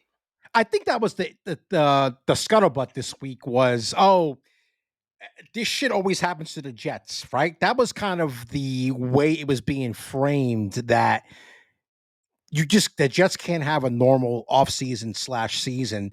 Now they're dealing with this Haason Reddick thing, and it just makes the organization look bad at the end of the day. And that always seems unfair. It's unfair, but the organization, when it comes to stuff like this, is going to probably always take the worst end of the stick when it comes to stuff like this. And to me, I've given Jets plenty of crap. In this particular instance, I don't see it that way. I don't see it that way. And I wouldn't trade him. Sit out. Let's play the game. Because you know why? The Jets are deep. Right. Especially on defense. This may give somebody else another opportunity. Will McDonald. Jermaine Johnson's going to get more playing time. Like I just mentioned, Will McDonald, because he was drafted number 15 last year. They're still looking to see what he could do for them. A couple of other players they signed to one-year deals. Listen, dude, sit out. Let's see what happens. If you sit out the whole year, you do a Le'Veon Bell. But guess what? Here's the thing. Just because he sits out this year doesn't make him a free agent. The Jets still own his rights. So he's still under a one-year contract. So we're going to do this again next year. I didn't know that. Yes. He doesn't become a free agent. We're just back to square one. Under a one-year deal at $14 million with the New York Jets. So who has the leverage here? Yeah. No, you're right. The season starts 3 weeks from tomorrow. Do you think he's in the starting lineup? I don't know about the starting lineup, but I'm at like 85-15 just based off the money. He'll be here. That he's there. He's going to be in San Francisco. He'll be here. Jesus Christ. That's insane to me. I did not know that whole little thing about the rights. Yeah, he doesn't become a free agent. The Jets still own his rights. I'm pretty sure on that. Damn. So we'll be back at the same place next year, and you'll be another year older with an empty stat year. Right. Yeah. Do you want to play this game, bro? Yeah. Have at it. That's the whole thing I just don't understand about this whole thing, is that prove yourself. I know you've already had good years. I get that. The past 2 years, you played very, very well. But again, like you said, you're coming to a new organization. Why not just come in, bust your ass, dominate, and then after the season comes, hey, let's sit down and talk. Because it's just all they have to simply say is what I mentioned before. Well, you didn't do those numbers for us. Right. That's it. They hold all the power. And I wouldn't trade him unless you're giving the Jets a first round top 10 pick. And I'm not trying to be an ass. Yeah. You don't give him what he wants for a 7th round pick, but another team's not going to do that because they're going to say we got to sign him too. Or else you're not going to play for us. And here we go again with get out of here. Sit and rot until you're ready to come here. If you come here. Yeah, that's I don't get it. I don't understand these guys. And the Braves just won, just to let you know. Oh, they did. Yep. Well, there you go. 2 games out. 2 games out. That's all I got to say. Anyway, so the Jets won last night, 15-12, in a fucking snooze fest. Yeah, I It was recorded all the game so I could watch it after like the movie, and I was just like, uh it was all field goals, dude. yeah, it was terrible. I was like, I didn't watch much of that. I saw one pick, and I was like, who the hell was this guy throwing it to? Like the guy ran a different route. He ran it through to the middle of the field. The safety looked like he intercepted it. I was like, all right, I'm done with this. So I really couldn't give you my opinion on any preseason game except for the couple of Giants things that I saw. Oh. So Like I let's told you, with that one interception that Daniel Jones had. So the Jets, I would say, meh. You got something to say? I really don't. I Field don't. I goal mean, fest, and it we move wasn't on. I mean, I saw I had the game on my iPad. It was like I said, I was playing. I was just kind of like glancing over and watching Rodgers just be on the sidelines looking like a pretty boy. Uh, yeah, I don't really have anything to say. But brother, I might be dominating the rest of this conversation because I have a shit ton to say about Daniel Jones and his performance yesterday during their 28-10 loss to the Houston Texans down in Texas. I'm not even sure where to begin here. So LeeJay is like doing a dance right now. First of all, the starters were playing the first half of the game. So it was giving you a pretty good idea of a little bit of what the Giants offense is going to look like maybe during the regular season. Let's go in order here because I wrote things down as I saw things happen on the field. First play from scrimmage. Jones almost gets intercepted on the first fucking play. And here's the big thing with this whole situation. If you look at that play, he was doing the same shit that he always does as far as keeping his eyes on one receiver and not looking around and throwing guys off. Here's what happened. It's a trips formation to the left. Neighbors is the inside receiver, the slot receiver, right? Neighbors goes in motion, goes to the right. So he's got one-on-one coverage on the right side. Jones snaps the ball. Jones is looking at Neighbors the whole fucking time. The whole time. Go back and look at it. He's looking at him the whole time. Guess what? You telling me the cornerback doesn't see that? That he knows he's going to go after Neighbors no matter what to try to get this guy going in the first quarter, the first game? Knocks down. Almost intercepted. And I wrote it down. He didn't look anywhere else. Why don't you look to your left when you had two receivers and then look to your right and throw the ball to Neighbors? I don't understand. Here's the picker, the interception in the end zone. Under pressure. That I saw. I know you saw this. Under pressure in the end zone. He doesn't throw it away. He had plenty of opportunities to throw the ball away, and guess what? It's a pick six. Here's where I got upset, too. As if I wasn't already upset watching this game. It almost sounded like Carl Banks and Phil Simms were trying to protect Jones in some ways on the broadcast. It's like, no. We've seen this shit show happen a million fucking times. Okay?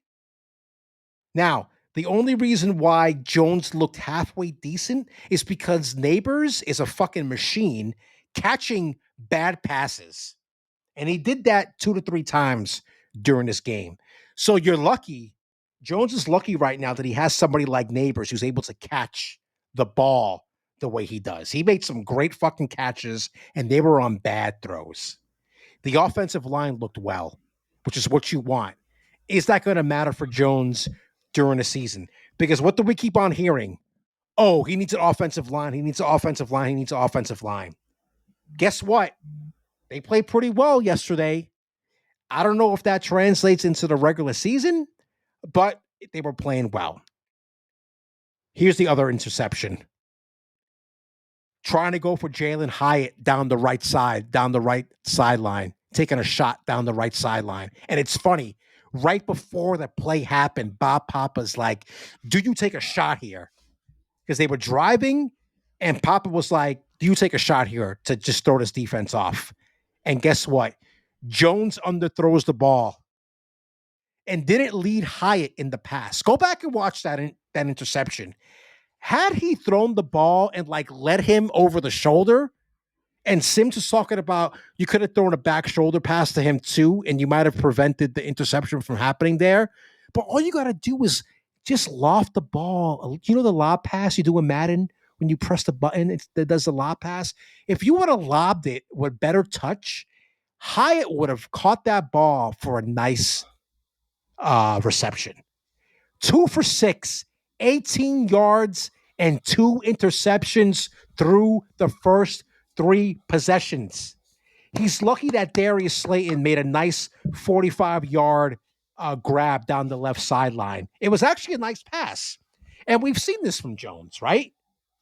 He does shit, and then every once in a while he pulls a rabbit out of his ass and actually throws a nice pass. Sir, what more do we have to see here with this fucking guy? And I don't want to hear it's the preseason. I don't want to hear that he's shaking the rust off.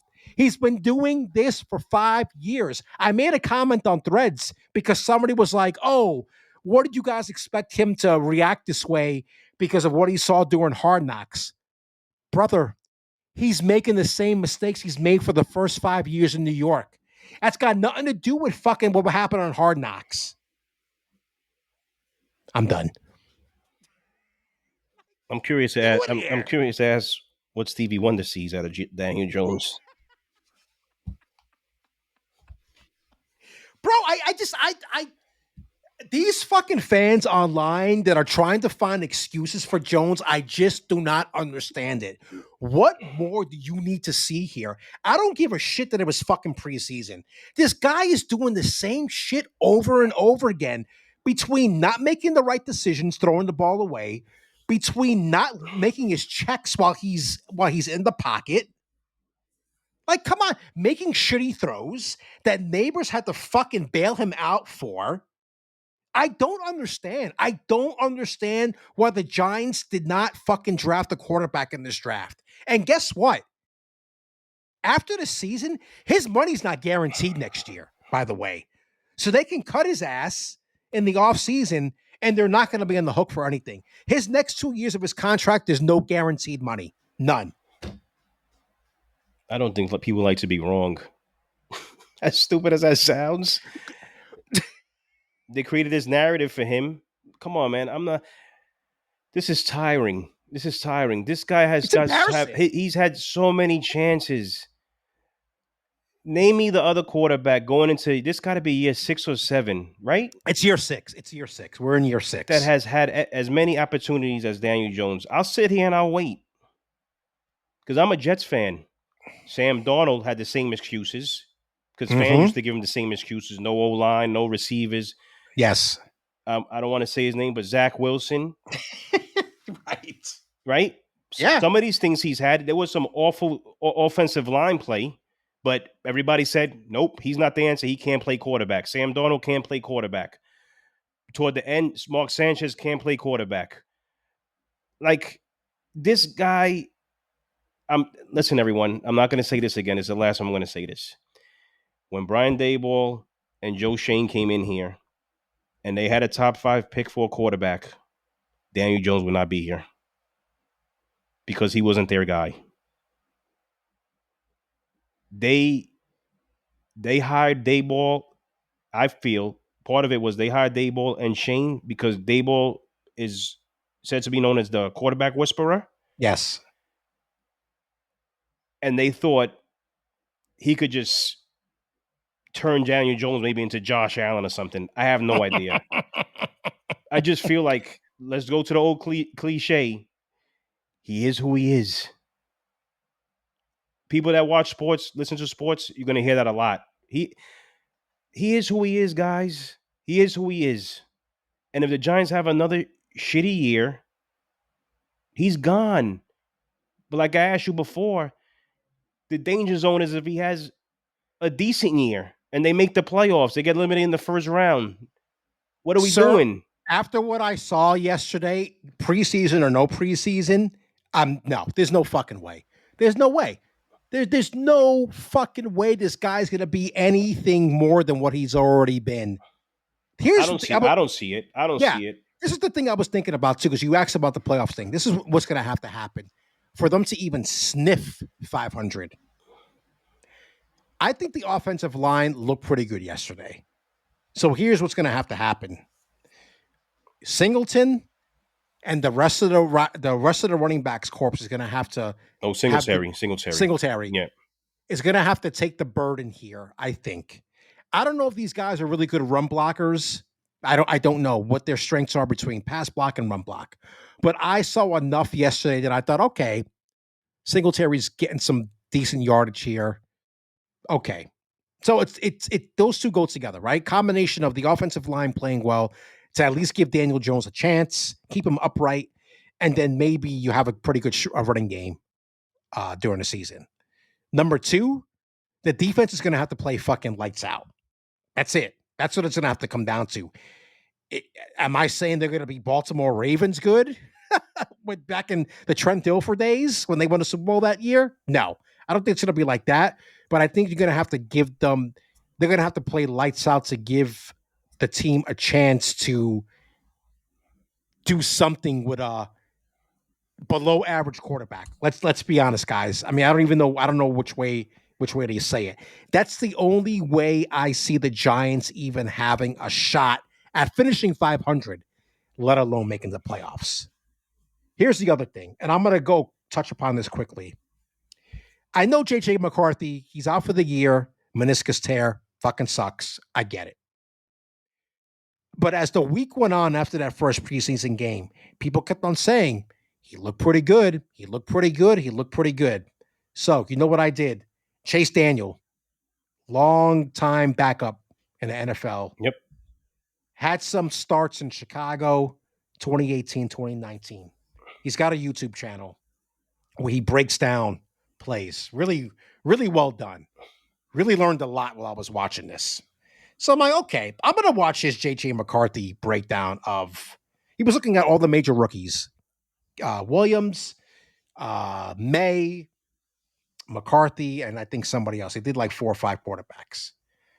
I'm like, okay, I want to see what this guy thinks because he seems to be doing these good breakdowns of quarterbacks. And, bro, he was doing stuff. McCarthy was making passes in that game that Daniel Jones wishes he could make. Seriously. There was one thing where he threw there was the 43-yard touchdown pass that he threw that I forget I think it was Jefferson that got open on it was a slant pattern. Jefferson was coming up the slant, coming up the seam, and then went off to the right, and McCarthy just. Oh yes, I think I know what you saw. I think I've seen that play. And just hit him, right on the numbers, and touchdown. And he made a couple of other plays that were very impressive. And Daniel was even complimenting him on the interception that he had early on in the game. And mostly it was because he actually showed good pocket awareness as the pocket was breaking down around him. And he made a couple of plays that if you look at what Daniel said and if you watch football long enough, you're like, oh, yeah, he actually made a smart play there by bouncing out of the pocket and throwing a bullet in between the coverage. I don't see Daniel Jones doing that. And if he does it, it seems like he's lucky. Listen, I'm not saying McCarthy's situation would be different if he would have been drafted by the Giants because that injury could happen regardless, right? I'm not saying that. All I'm saying is you had a guy there. He might not have been high on your board, but you had a guy there that you could have taken, and we would not be having this conversation about the future of the Giants at the quarterback position. Because at least you could have given Jones half a year to figure it out. And if not, bring in the kid. That's it. What do you like to say? The hamster wheel of turds. This is where we are with Jones right now. Dodo birds. Sir, do you have anything else to say about this whole I situation? think Or you handled that very eloquently, beautifully. I don't really have anything to say. I'm not a Giants fan, but I've seen enough from Daniel Jones to tell you that he's not the guy, but they think he is. They continue to think he is. I've always been a McCarthy guy. They show Michigan enough on television. But I've heard people say stuff about McCarthy. Oh, well, he had a running game. He had an offensive line. He had this. I'm like, no one could win. You just want the flashy guy that's going to be out of the yeah, league in 3 years because you throw him into the fire and his career's over in 4 to 5 years. yeah. But I don't know anything. We're two Whatever. dummies. Don't That's forget it. about that. We're two dummies. They had a chance also to get Penix. They didn't like him either. Right. Exactly. The lefty out of Washington. Right. They didn't like him either. You know why? Because we'll talk about this upcoming soon episodes because the football season is about to start. But I'll say quickly, all these quote unquote experts, they all have the same opinion about everybody. No one thinks differently. Yeah. It's not until 49ers draft somebody like Brock Purdy, and then they'll say, well, the 49ers had the courage to draft Purdy. No. I don't look at it that way. Well, they had the wherewithal or whatever. I don't look at it that way. If they had the cojones, the nuts to draft him, or they thought something of him, they would have drafted him first, second round. Right. These 6th round picks are like, all right, who's on the board left? All right, let's take this Purdy guy. Yeah. All right, let's take this guy. Whatever happens, and if we strike gold, we strike gold. If not, he'll be an accountant for whoever doing another job in another couple years. That's not taking a chance on it. That's stupid. But it's I've always thought as a kid, it's weird that everybody has the same opinion on all these same players. How does that make you an expert? You're an expert when you look for those diamonds in the rough and you take the chance on them early, not because you have to in the 6th or the 7th round. No one cares. Right. Those are pity picks to me sometimes. That's how it looks. That's a good point. That's my opinion on this whole thing. We'll get into a little bit more later on, deeper episode, because I got a lot of stuff on that I'm writing down now. But Daniel Jones ain't it. Yeah, so just for housekeeping, our September 2nd episode will be our like NFL preview type of situation. So 2 weeks from tomorrow. So please look out for that in a couple of weeks. Now, time to end the show. We're staying in the 80s. It's our Mount Rushmore of 80s cartoons. Another difficult option, choices here. I think you and I are going to have maybe one or two of the same. I think we're going to have at least 2. I actually think maybe 3. Okay, interesting.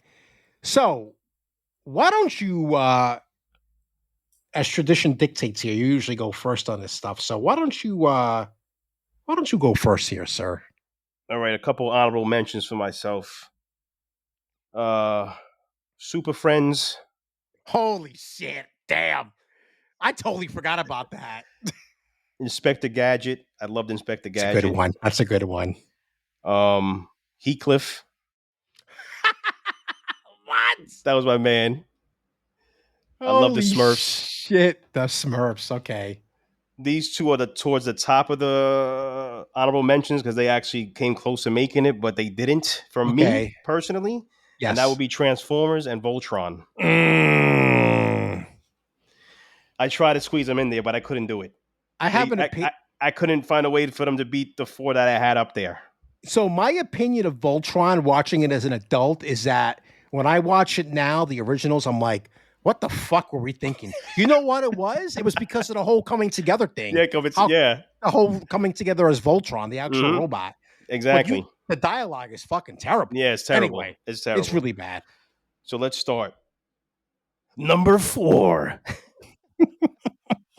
Number 4 is TMNT. Ooh. Teenage Mutant Ninja Turtles. It's a good one. I had all the toys. All of them, Leonardo, whatever. Yeah. Michelangelo. Donatello, Raphael. Yes. It's a good one. The movies, now, then, the cartoon, always watched it. So I kind of base it off that. So they Yes. definitely made it. Okay. Number 3, of course, it's always with the toys and all of that kind of stuff, was G.I. Joe. Oh, okay. See, I was never a G.I. Joe person. I love G.I. Joe. Snake Eyes was my guy. I love G.I. Joe. Had a bunch of the toys, had a bunch of the trucks, yada, yada, yada. Number 2, and again, toys, everything. I went with He-Man. I feel like everyone watched He-Man. It was between that and my number 1, which I think this should be everyone's number 1, but I could be wrong. And my man Snarf and the Thundercats. That's awesome. I definitely had the Lionel toy. I had Panthro, Chitara. I think I had all of them.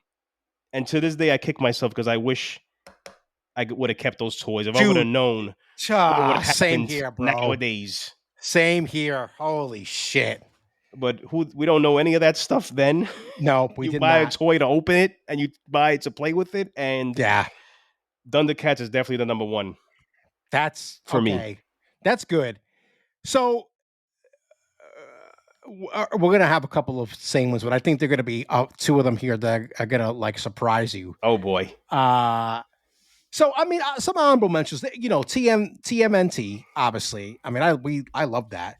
And my brother was really into it. He had all the toys and stuff like that, especially as he got older. Oh God, I just have one. I didn't write it down. Oh, the Real Ghostbusters. The Real Ghost up. Yep. That was another really good, a really good one. I did like the Smurfs and shit like that. What was some other ones there? Heathcliff was okay. I don't know. I never really. Garfield, I think it was in the 80s. Garfield was in the 80s as well. I was a big fan of Transformers. It's funny because they actually just released a new comic book line for Transformers, and what they're doing in it is that they're combining the G.I. Joe universe with the Transformers universe. It's very interesting. There's a new movie coming out too in September. Yeah. Yes, I saw that as well. So, okay. Number 4. Muppet Babies. Oh, Jesus Christ. Dude, I love that shit, bro. Did you have a crush on Miss Piggy and do things you weren't supposed to do as a kid? Here's the thing. There was something about Muppet Babies, and even because me and my sister used to watch it a lot. I don't know what it was. I think because we liked the Muppet Show, right? Growing up, I loved the Muppet, like the original Muppet Show. So the fact that they made like babies, it was just like, this is gonna be great, and it was. They would always go on there, like, use their imaginations and do the, you know what I mean? Yeah, I remember watching that. Yeah. They did like Star Wars episodes and shit. It was good. It was good. Number 3, Life is Like a Hurricane here in Duckburg. DuckTales. Definitely. Dude, that whole Disney afternoon shit, it was DuckTales. Oh yeah, Tailspin, Darkwing Duck, Gummy Bears. I loved all those. Chippendale Rescue Rangers. Yep. I loved all those, but I don't know. But something about DuckTales, I think it was that money pit, bro. Yeah, the money pit. It was definitely the money pit. Him fucking swimming in that thing. And that song is iconic. I mean, think about it. You could still sing it to this day. Yeah.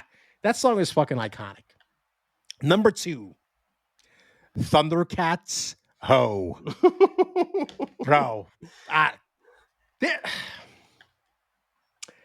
There was something about that sword that I thought was so fucking cool. Because it was small, and then it got... Get your mind out of the gutter. So stop being a child. And he had the fucking claw, the lion claw, and like Mum-Ra was scared of his reflection off the thing. And dude, anytime the best part of the show was when he called the rest of the thing, and he had to do the Thundercats ho, and the fucking symbol came out. Oh my god, that shit was, I don't know, that shit was amazing. And then number one, Oh boy, it's fucking He-Man. I mean, it's He-Man, not yeah. even, dude. I think that was like the first time. I think with him and with Lion-O, the first time when I was a kid that I noticed like, oh, these guys are like big. They've got like Oh yeah. like muscles on them, and I didn't really like comprehend it completely. But it was also one of those things where it got me thinking about, oh, how do I look like that? Now that could be construed as not being very healthy. Between Lion-O, He-Man, and Hulk Hogan, They were all I taking mean, steroids. They probably share the same needle. Jesus Christ. Oh, I know my buddy Eric is going to be listening to this. He's a big fucking Panthro mark. He loves Panthro. That's his boy. Fucking Panthro. I still don't know what Panthro was or who he was. What was he? A mixture of a panther and a human? Yeah. I mean, that was what they basically were. I think the guy that does CBS, he's on CBS, he does a sports, he looks like Panthro. Wait, who the hell's that? I don't know. Google it. The black dude on yeah. I know who you're talking about. He was sidelined at the Jets game yesterday. Yeah. Yes. He looks like Panthro to me. Holy shit, he does look like Panthro. Oh, that's good. That's a good one. Holy shit. All right. Well, that was a tough one, bro. Because there's a bunch of them. After I picked because I did this originally off the top of my head, and I said, let me go back and see what else maybe I missed or what else is part of the 80s, part of that decade. And there's a lot of them on there. There are, and the thing is that like when you look at, because I've got IMDb up right now, like Transformers is only around for like 3 or 4 years. Yeah. Mm-hmm. These shows they did 98 episodes though. I think that's the thing. Teenage Mutant Ninja Turtles had a long run. They were like late 80s to like mid 90s maybe. Yeah, they had a long run. But even like Voltron was short, if I remember, maybe 2 years, if that. Yeah. But I think that there were more, because don't forget that was originally a Japanese thing.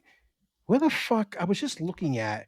Oh, you know what's also a dark horse? Remember the Super Mario Brothers Super Show? Yeah, I remember Captain that. Lou Albano, and they had the cartoon. Mm-hmm. That was in '89. They only had one season, which is insane. So Thundercats was 130 episodes between 85 and 89.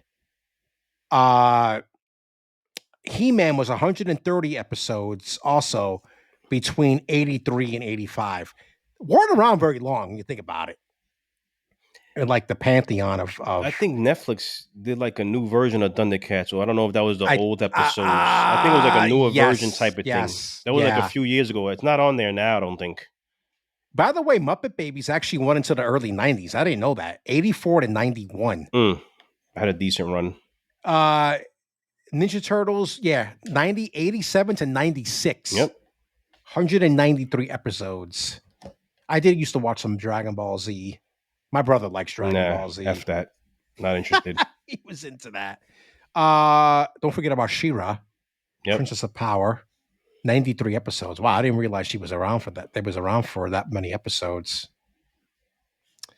Alrighty, sir. Well, that's going to do it for this week's episode of Two Dummies That Just Watch, a sports podcast between friends. As I mentioned, 2 weeks from tomorrow, we are going to be doing our kind of NFL preview episode. We're just going to keep it at that. It's just going to be football for the whole episode. So we're going to have a little game too to play. So stay tuned. Stay tuned for that. We got something cooking for us for that episode. Don't forget, the week after that, we're going to be changing up the schedule a little bit because I'm going to be at a work conference. So we're not going to be able to record until the middle of the week. So that'll be a change for that week. And then the following week, we're going to be coming at you twice a week during the NFL season. So please look forward to that. For Will this is Will Hernandez. That's you. Yeah. For LeeJay Parilla, and we will see you next week. Later.